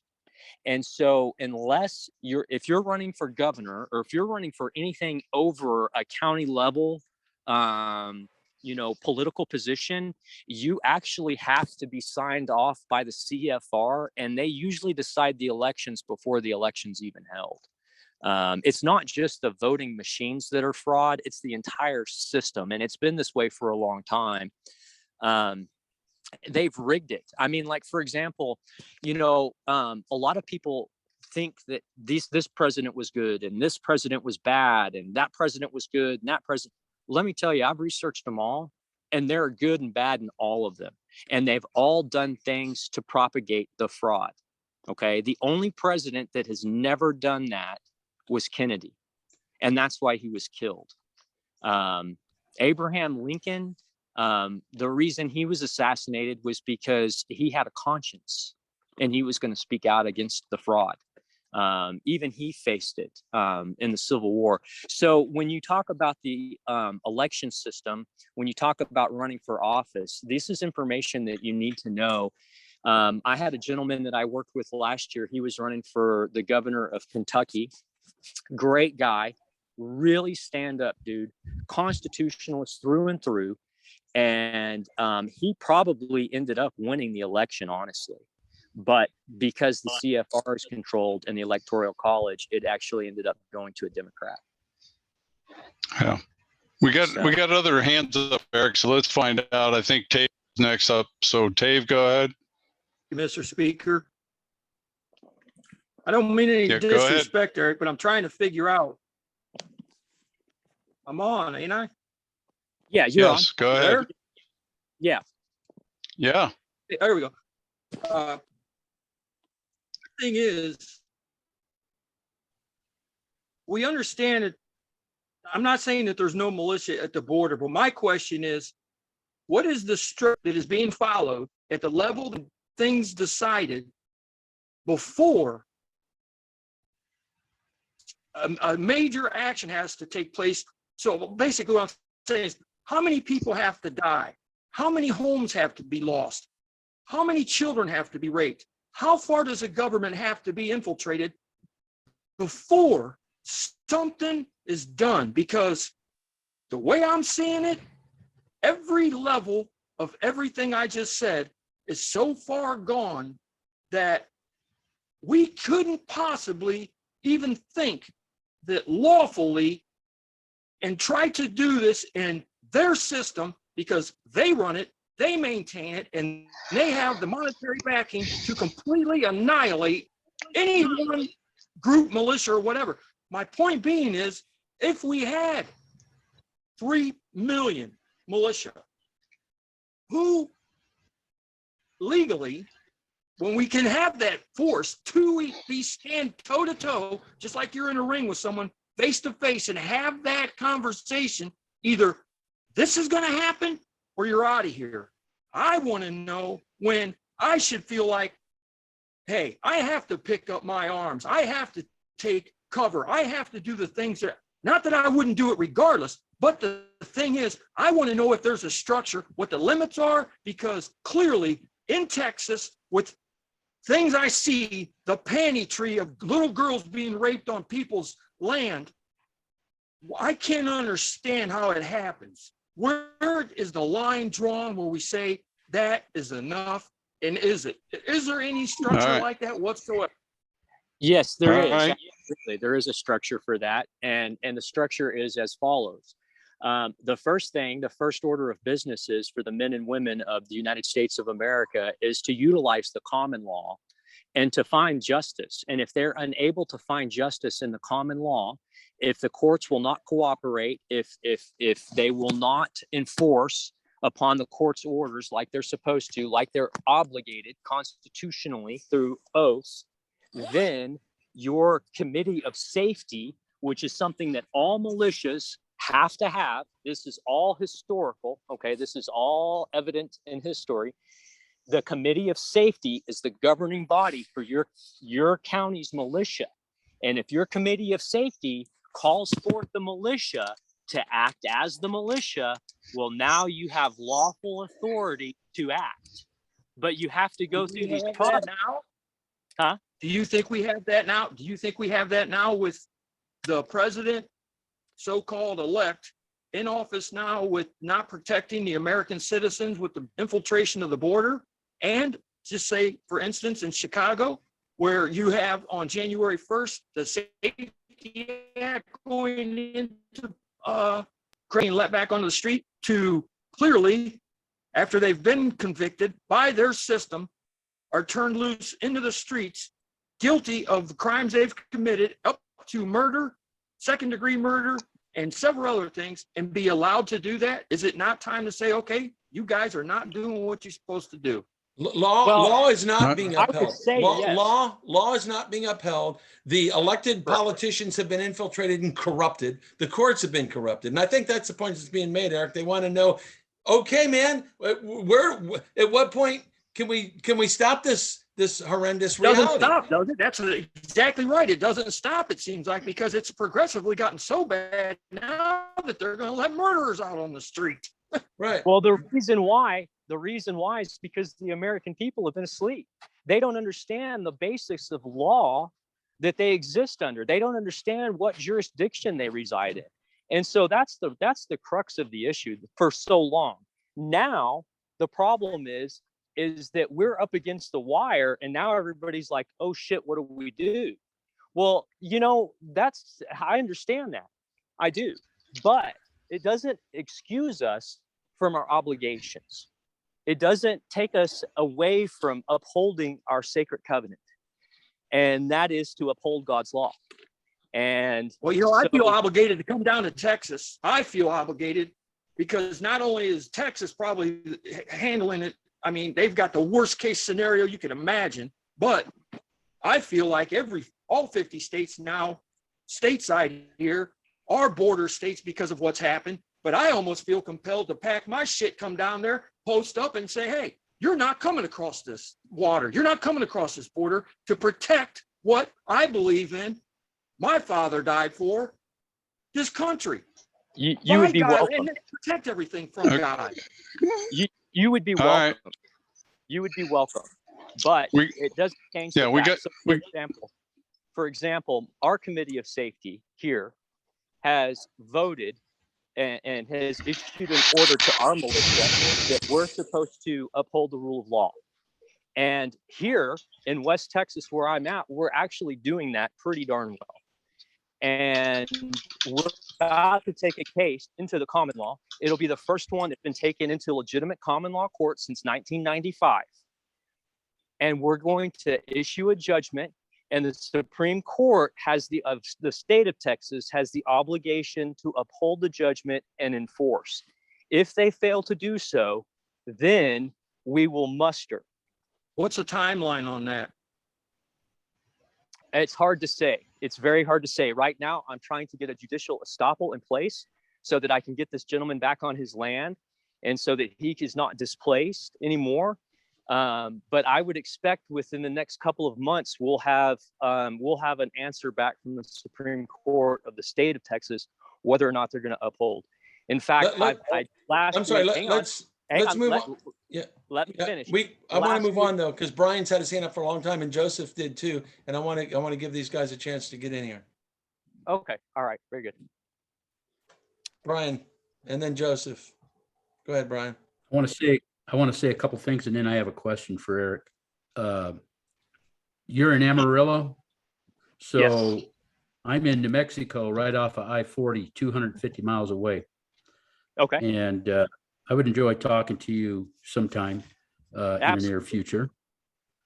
And as far as the courts go, you know, for instance, in Mesa, Arizona, where I just moved from to New Mexico, the judge decided that there's no more cameras allowed in a public building. Okay, so see, that's where the law's gone. The judges are now making the laws. Okay, and the police are upholding it, going against their oath. But my question is, two questions, I see. The easy one is, I think you said Sam Hall, H-A-L, or is it H-A-L-L? It's H-A-L. Okay, and then I'm in New Mexico. We've got 33 counties. And so I was wondering, since you have a familiarity with different militias, do you know of any militias existing in New Mexico that are staying quiet at this moment? I know of a lot of state citizens in New Mexico, which means you have electorate. That's your militia. So yes, but they're unorganized at this current time. There are some small groups that are organized, but mostly they're just operating as state citizens. Well, Brian wants to get them organized, and that's his task. He's the militia coordinator in New Mexico. So his information as well is on the New Mexico state page, if you'll get in touch with him there. Perfect. Yeah. I'd love to. If you can be contacted, Eric, just leave your information with Mike, because I don't know your situation as far as security. So yeah, because I'd enjoy talking to you. Yeah, absolutely. And I wouldn't mind driving to Amarillo, get one more of the big steak. Was that the Big Texan? Before there's no more beef. Yeah, there you go. There you go. Yeah, I did send you a text. Eric, I sent you a text asking for your phone number. So if you could text me your number, and let's let Joseph say a word as well. Eric, he might have a question for you. Eric, Joseph, go ahead. Yeah, well, what was Eric was saying about Mike, just so you know that he is correct, that there is the militia numbers around the country. And for instance, just one example here, I'll give you two actually. For one, starters in Florida, where I have a card from being a militia, part of the militia down there. And on the back of the card, it says United States Code Title 10, Section 311 and 312 militia. And the Article 10, Section 2 militia, Florida Statutes Title 17, Chapter 250.02 militia, and then Florida Statutes Title 46, Chapter 790-001, Section 8C, law enforcement officer means state militia. And then it's got my picture on the front of it, and then that and my number and whatnot. That was from years ago when I was down there. And then here in North Carolina, once a month or once every other month, usually I'm with a group of guys here, about maybe 150, 175 guys. Sometimes it's about between 140 and 200 people. Usually we go into the mountains and train or get together, and we'll meet in the city, and we'll like the Wrightsville building in Greensboro, North Carolina, and talk about issues and what's going on. So so what he was saying, I just want to verify what he's saying. There are large groups of people throughout the country that don't come on the internet, don't go on Facebook, and they stay behind the scenes, and they're waiting for the community to call upon them. And I just read you some of the codes there from Florida that authorizes the militia. So I just wanted to just back up his point and what he said earlier. Thank you. Yeah.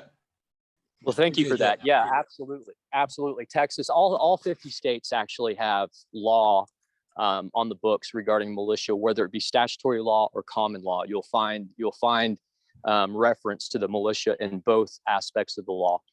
I just put my name or my email address and my phone number in the chat for anybody that'd like to take it down. I'm phone calls, it's better to text first. I spend a lot of time on the phone and a lot of time traveling and in meetings. I'm pretty good at calling people back if you just send me a text and say who you are, and make sure, just say, hey, let me know your availability, that kind of thing. I'll find time to get in contact with you, or you can email me. I usually spend about 3 hours a night on the computer responding to emails. So if you'll just be patient with me, I will make sure to respond accordingly. Appreciate that, Eric. It My was a pleasure having you on. Charles as well, who started us off with his insights on common law. There is, like you said, people need to be, they're waking up and they need to be educated. So far we've been doing what we can to get, as much educational stuff as we can on the state's page, because again, it's about organizing people in their counties in every state. So as time goes on, we'll have more and more links for things that are pertinent for people to get educated on. When I go over all the links that were sent to me from Charles and others in the chat, we could see what, is good to put on those state pages. We're trying to keep it succinct. I mean, right now, the things that we consider to be pertinent. And let me ask you, Eric, did you ever watch Europa, The Last Battle, the 12-hour documentary? I'm about 2.5 hours into it right now. I find it to be fascinating. Very, very accurate. It only gets better and more fascinating and more accurate. It's hands down, mandatory schooling and education for anybody that considers himself to be an American or a patriot or a Christian. I would agree. Yeah, I would agree. That's a fundamental. From what I've seen so far, it's absolutely poignant that all Americans see that. In fact, I was going to ask. So I have some contribution from private contributors, and they have funded a web page that they have dubbed Freedom from Slavery. And it is a web page that is dedicated to sharing accurate, correct information freely. And one thing that we're lacking are videos that we can put up on our website and give link to. That's one video I would be very honored to have on our website. Absolutely, yeah. So the main one that I saw, and I when I saw it a year ago, it had 300,000 views. Now it has 1,300,000. And if you notice, it has 800 some thousand likes to 190 dislikes, which says a lot. That was on BitChute, and then I uploaded it as well to Brighteon or Odyssey. I think it was Brighteon, but that video is on the top of the videos page at both thebigvirushoax.com and righteousarmy.org, which again, militiausa.org points and forwards to righteousarmy.org, and nationalmilitianetwork.com points and forwards to righteousarmy.org. So I've put links to the Constitution of each state, the flag, the Constitution, a link to Europa, The Last Battle. Again, we're always encouraging you. Stand up there, Brian. We both got our shirts on. Whether you get a shirt, on our website or you get it on your own, we're encouraging everybody to have a shirt that says Second Amendment, I am militia. I mean, that's the point. We, the people, are the militia, and that's the message. All the Trump supporters need to, ditch their red MAGA hats and start wearing Second Amendment, I am militia shirts. You can get it on our website or make your own, but get one, because that's the message. We need to unite and organize under that banner. Those of us that are all of like mind on these issues. Yeah, military man, militia guy. Nick, go ahead. Eric, I'd like to get your thoughts on Dr. Edwin Vieira and his take on constitutional militias, particularly his article. I didn't become aware of this whole militia thing until about a dozen years ago. And his whole series with newswithviews.com, which is a pro-Israel group, just kind of stunned me. And so I went from the vote fraud being the issue to the fact that the militias were suppressed in 1903 with the Charles Dick Act. Your thoughts on Dr. Vieira and his, true versus false militia issues? I am actually not familiar with any of his work. This is the first I'm hearing. So if when we contact one another, if you wouldn't mind sharing that with me so that I can do some research, I'd love to look into it. That's the thing, is I spend most of my time in the annals of history. I don't really get into what people say or do. The only reason that I've ever, like I was stating earlier on the call, I spent the past 4 years out on the road doing an investigation. That was sparked because I was contacted by Anna Von Reitz and asked to sit with a position in her organization. And that's what sparked this investigation. Up until that point, I didn't know what the movements were like, except for in my own area. I've been very isolated. I tend to be very isolated because I'm very vocal and very outspoken. So I would love to read through that. I'd love to read through that and give you my feedback. Well, Absolutely. I just posted a link to his true versus false militia and why the difference matters on the Perfect. chat. And I consider him to be the preeminent constitutional lawyer. He's retired, argued in front of the Supreme Court 4 times, I believe. So yeah, and take a look at it. I also will let you know I have a talk radio show on Fridays on Liberty Works Radio Network called Christian Revolt, Long Overdue. And, after we have a conversation some week, we can maybe discuss having you on there. I've invited Mike to be on, to talk about getting on there too. So there you go. Absolutely. Well, I just copied that link, and I'll get started tonight on reading that. So I'll have some feedback for you pretty soon. I certainly do appreciate that. Yeah, and I'm most interested in, anytime I get a chance to speak out about these matters, I'm definitely game for that because it's really way past time. I started in 2007 with our militia here, and the reason I started then was because I felt like that was the moment in time that it was necessary for all this to happen. And I feel like since then, every day that's ticked by is one more day that our enemies have time to prepare and stage for the eventual collapse, if you will. I yield. Go ahead, Brian. Eric, back in 2007, when you decided to get involved in the militia, how did you go about it? Well, the first thing that I did was I had already spent years researching, and I spent a lot of time studying with the Constitution Society down in Austin. What the process that I went through was first to understand all of the de facto laws regarding militia. And the second thing that I did was I went back into the annals of history and I studied all of the writings in regards to the militia. And of course, the framers really felt very strongly about what the militia was.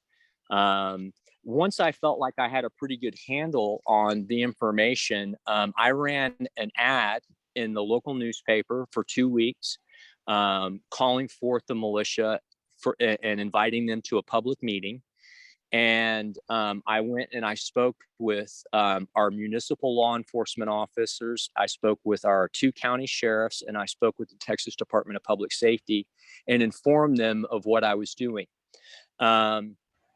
Whenever I spoke with the sheriff, one of the things that I questioned him on was his oath to the Constitution and where he stood.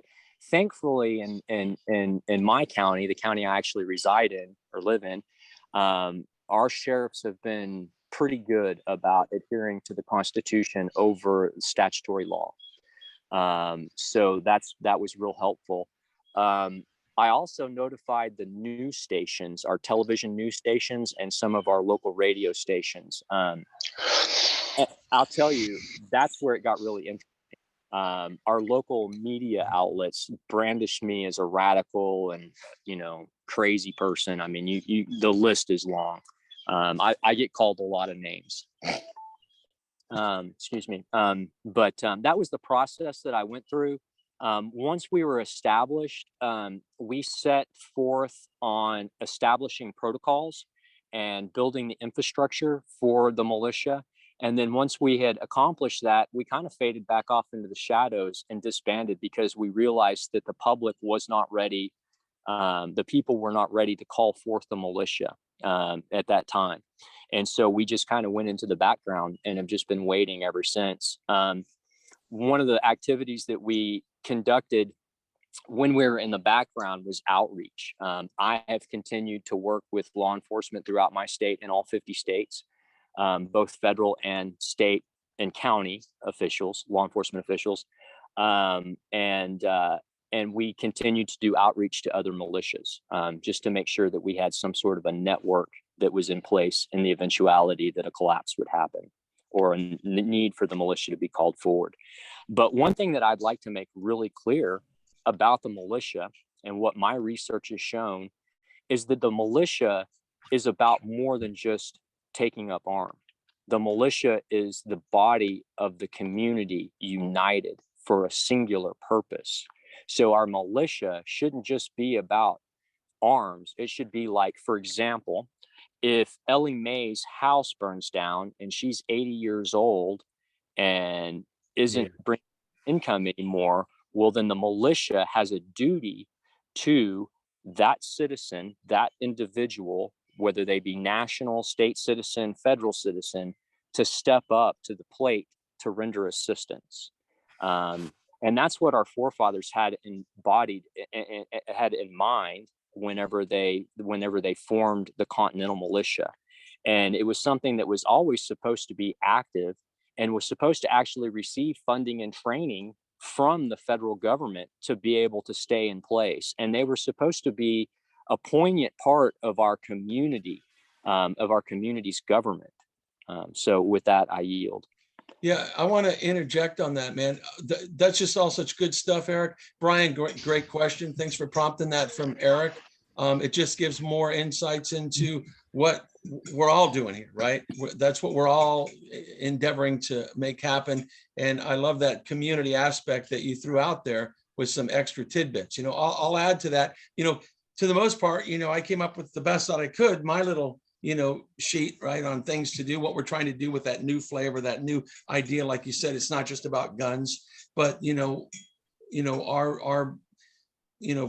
promoting, the community effort of have the families and the children come down, and Navy SEAL sheriff's deputies are there to talk about the dangers of gun and gun safety. It's a community, a good community thing that's being done, right, for the community.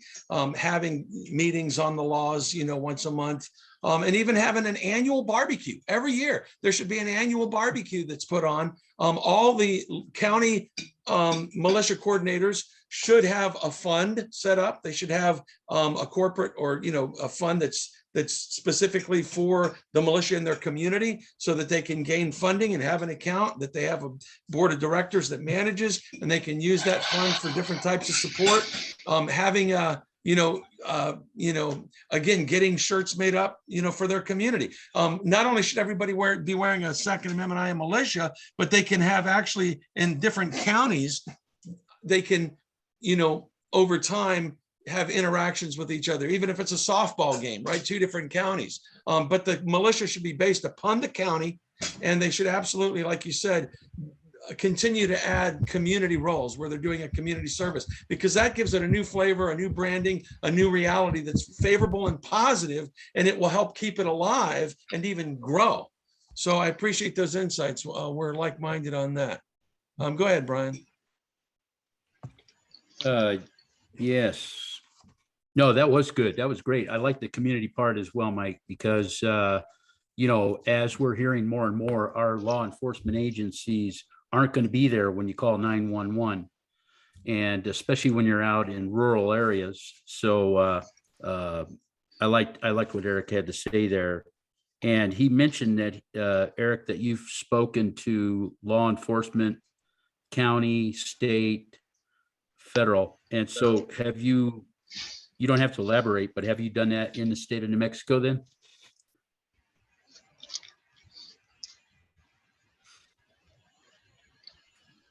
He's on mute. I'm sorry, I was muted. Yes, I have done that in New Mexico. Very small part in New Mexico, actually. Okay. They're kind of a closed off community. There's a few states that are like that. There really are. It's very interesting, but I have had some successes in New Mexico, mostly with sheriffs. Your state county, your state troopers over there, they tend to be just hardline corporatists, really. So back to the community and militia, I'd like to say one other thing. In the United States of America, our militia was modeled after the Swiss canton and the Hebrew militias. So if you really want to get a feel for what our forefathers intended our militia to be, if you research those two militias, you'll find exactly the ideas that our forefathers had in establishing the Continental Militia. The first one was Swiss. The Swiss Like canton, SWISS, and canton, CANTON, And Hebrew. and the Hebrew. You see, that's the point I'd like to address real quick. You know, the Europa video does a really good job, and I haven't watched it in its entirety, so I can't really speak to it. But one thing that we all need to remember is that there's a difference between the true state of Israel, a Jew, and a Zionist. A Zionist is an infiltrator to the people of God. And what we're dealing with, I'm going to thump the Bible for just a minute. What we're dealing with is not a worldly enemy here. We're dealing with a supernatural enemy that has been in control in this realm almost 6,000 years. And this enemy of ours has been amply dubbed Lucifer by Christians, which I feel is probably the most, it's a name that gives the most illumination to who this person actually is. It's the great deceiver. And whenever these groups of religious groups or political groups are infiltrated, it's done under the guise of Satanism.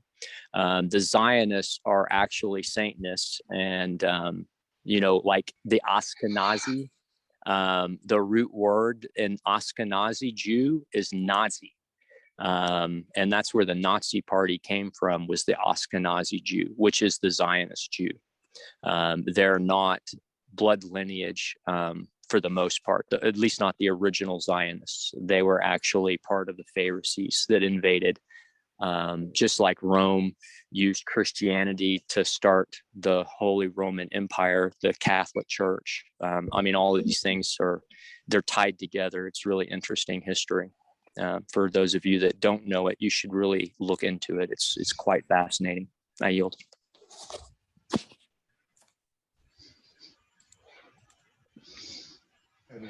Good stuff. Brian, nothing more? Charles, do you want to come back in with any thoughts or? Yeah. Okay, can you hear me okay? Yeah. All right.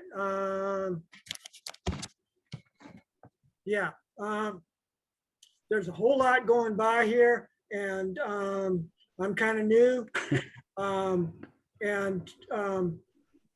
One of the big lessons that's really important in comprehending common law is at the heart of common law due process, which is the jury trial mechanism.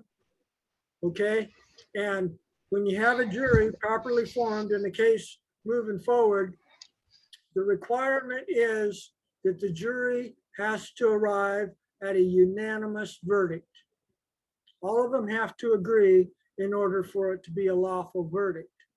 Okay, and when you comprehend about the Exodus 18 hierarchy of the smaller communities built one on top of the other, tens, 50s, hundreds, and thousands, then you can realize that at each level, at the grassroots level, they should be able to build a consensus so that there's peace. Everybody's in agreement.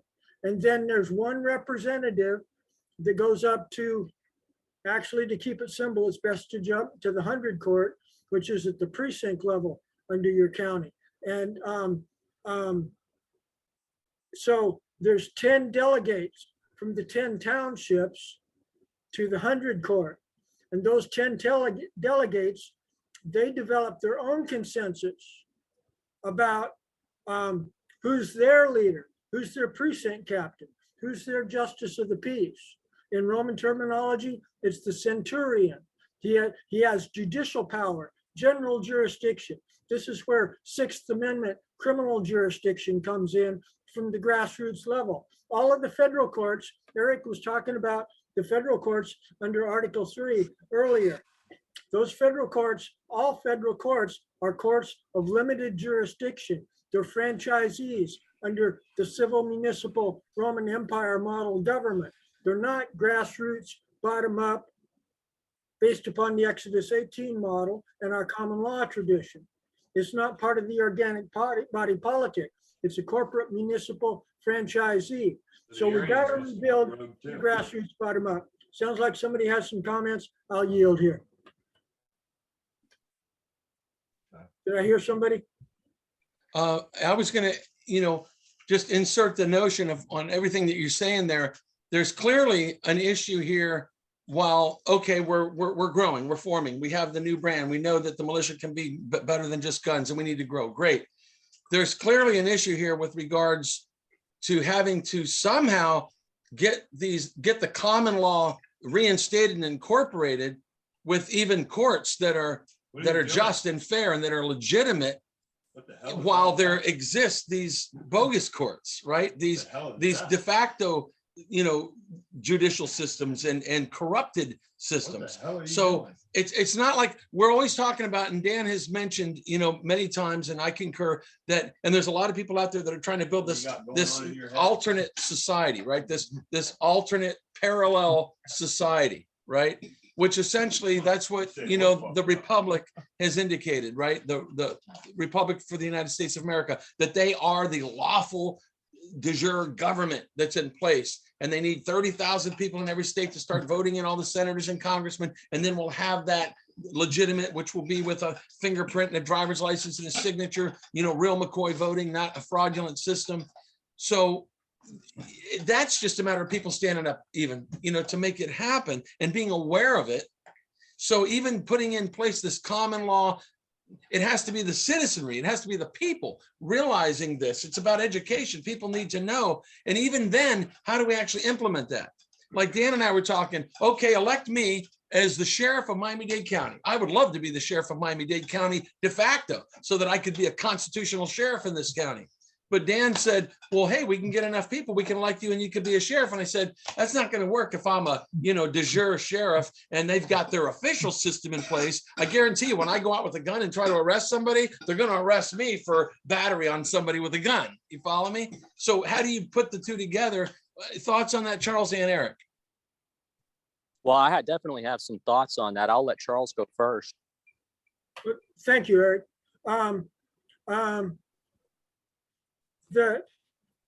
You need, before you arrest somebody, you need judicial process. You need to invoke a common law court jurisdiction, and it's easy to do.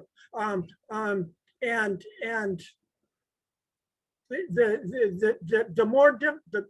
biggest part is to get a moving party and a complaint that states a complaint upon which relief can be granted under the rules of the common law.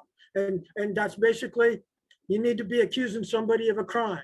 Common law is not worried about commerce and all that kind of stuff. Pure common law, not the adulterated version that is most people are labeling under, but pure common law is only concerned about breach of the peace, and that's a crime. And right, and let me interject, because we see that all the time. And you're saying it's easy to do. But yet, if we all of a sudden say, hey, 12 of us, we agree we're a common law court. I just don't see that working when this de facto corrupted system exists already. Right. If I might have a little more time here before Eric talks. The documents I've constructed, the constructive notice of treason, you put that in a package with your complaint against a corrupted judicial officer or a corrupted cop or anybody you want to target, you need a target. You need an accused party and you need a complaining party. At that point, the court has lawful authority to move forward. And What court has lawful authority to move forward? the court follows the judicial officer. All you really need is a second witness willing to assume the jurisdiction of a justice of the peace. But again, you're talking about a parallel situation where there exist all these corrupt courts downtown Miami-Dade County Courthouse, and yet we think we're going to put a court together, and because there's 2 or 12 of us, we're going to say, okay, and this person was a crime, and then we're going to get our guns out of the closet and go arrest them. No, we're all going to jail under the de facto. If I might take just another minute to respond to that. Sure. When you put the constructive notice of treason in front of all of the parties concerned, especially the de facto courts, you notify them up front. You get in their face and you ask them if they got any problems with what you're doing before you bring in the guns. Okay, you do the paperwork early on. You get a default, just like an administrative process or discovery process or commercial default process. You get your default first, and then you go in. And then you start talking about removing corrupted judges or prosecutors or cops. And I'm sorry, Charles, I'm sorry. Again, you're saying you get a default, which essentially you're saying, okay, we told them and they ignored us. So by default, we can do it. And then we do it. And then they send in their troops and arrest us. It's the same. Wait. It's got to go before a de facto court sometime. And we've already given notice to the de facto judicial officer if he's got any objections to object, and he defaulted. And at that point, we've got legitimate authority. It's already been done here in North Carolina. They already did that in Ringler in 1950. A case found that the de facto doctrine is indispensable to the prompt and proper dispatch of government affairs. Endless confusion and expense would ensue if the members of society were required to determine at their peril the rightful authority of each person occupying a public office. So that's already been tried because the law distinguishes three legal statutes that might ascribe to a person who holds public office. You've got the de facto, the de jure, and a usurper or intruder, they call it. So that's all been tried, and all it does is create legal mumbo jumbo and all confusion. That's what I think Mike was saying, or he's trying to allude to. So, Okay. Eric, go ahead. Go ahead, Eric. okay, so let me try and simplify if I can. So the process is putting the de facto on notice. And if they have an objection, then you have a lawful authority, okay? That's what we have to establish is the lawful authority. Now, the case you said in North Carolina, I'd have to take a real hard, heavy look at that case to see what the precedent was that was established there. But if it's anything like here in Texas, if we bring forth a common law court and they issue a judgment, and that judgment is then handed over to the Supreme Court of the state, the de facto, they have an obligation for enforcement constitutionally and lawfully. If they fail to uphold their obligation, now you have the lawful authority to act with arm. Now, here's the thing. Liberty comes at a price, and that price is most generally blood. So if you're not willing to take this all the way home, you better just stay on the couch, because what's going to end up happening is at some point or another, you're going to come toe to toe with de facto agents. And that's what the militia is there for. But first, you have to follow the rule of law, and you have to establish that they are unlawful. Once you've established they're unlawful, the federal courts, the Title III courts will actually have an obligation to enforcement too. So what you're doing is you're grabbing the de facto by the short hairs, and you're holding them accountable by not only their statutory law, but the common law. And the reason you do that is because you're abiding by the international laws, the laws of nations. If you go against those, then it's very easy for them to form an enemy against you that you cannot defeat.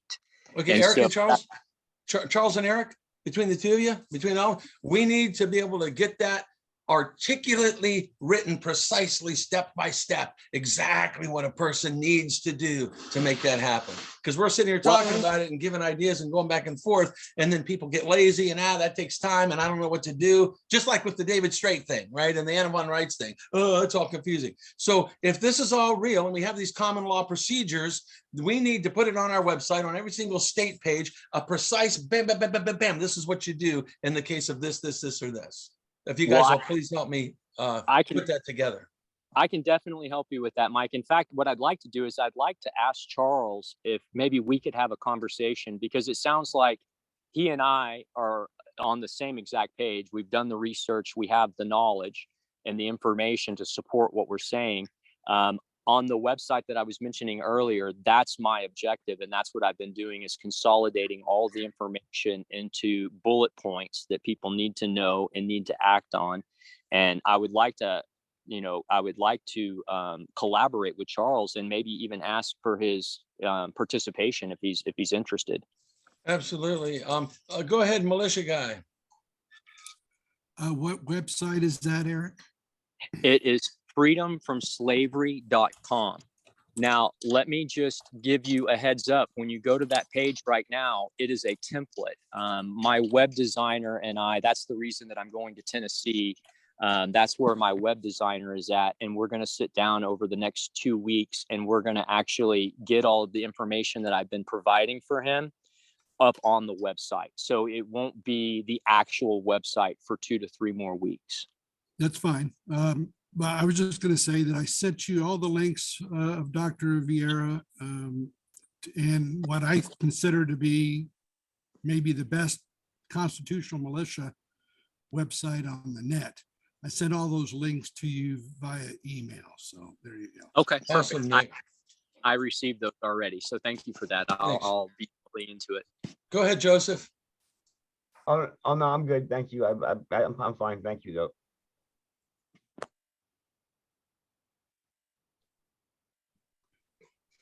Brian, your hands up. Did you just forget to put it down? Yes, thank you, Mike.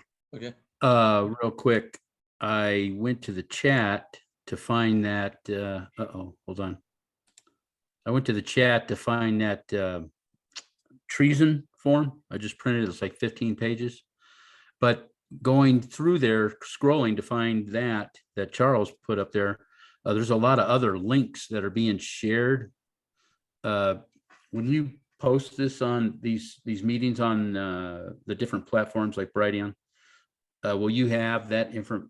Is there a way that you can provide that information, or in an email to us? Or yeah, I didn't think about it before, but yeah, what I'm going to do is I'm going to just drag, copy, paste the whole chat. There's a bunch of good links there. Yeah, today. I'm gonna drag, a lot of copy, meetings. paste. I don't even look at the chat much, but yeah, it saves on my computer, and I'll drag, copy, paste the whole thing and email it out to everybody. yeah, great, because there's definitely good stuff, and this has been a good meeting. Last meeting was really great. I missed the Wednesday before, but I can tell you these meetings, as far as I'm concerned, the meetings are getting better as we go. And thank you. Thank you. Thank all of you guys. I guess we'll call it there. We covered a lot. Thanks so much for everybody. God bless everybody. Salutes, and see you Sunday at 6 p.m. Thanks, Dan. Thank you, Mike. Take care. Thank God you, bless Eric. everybody. Take care. Thank you, everybody. God bless. Bye-bye. God bless.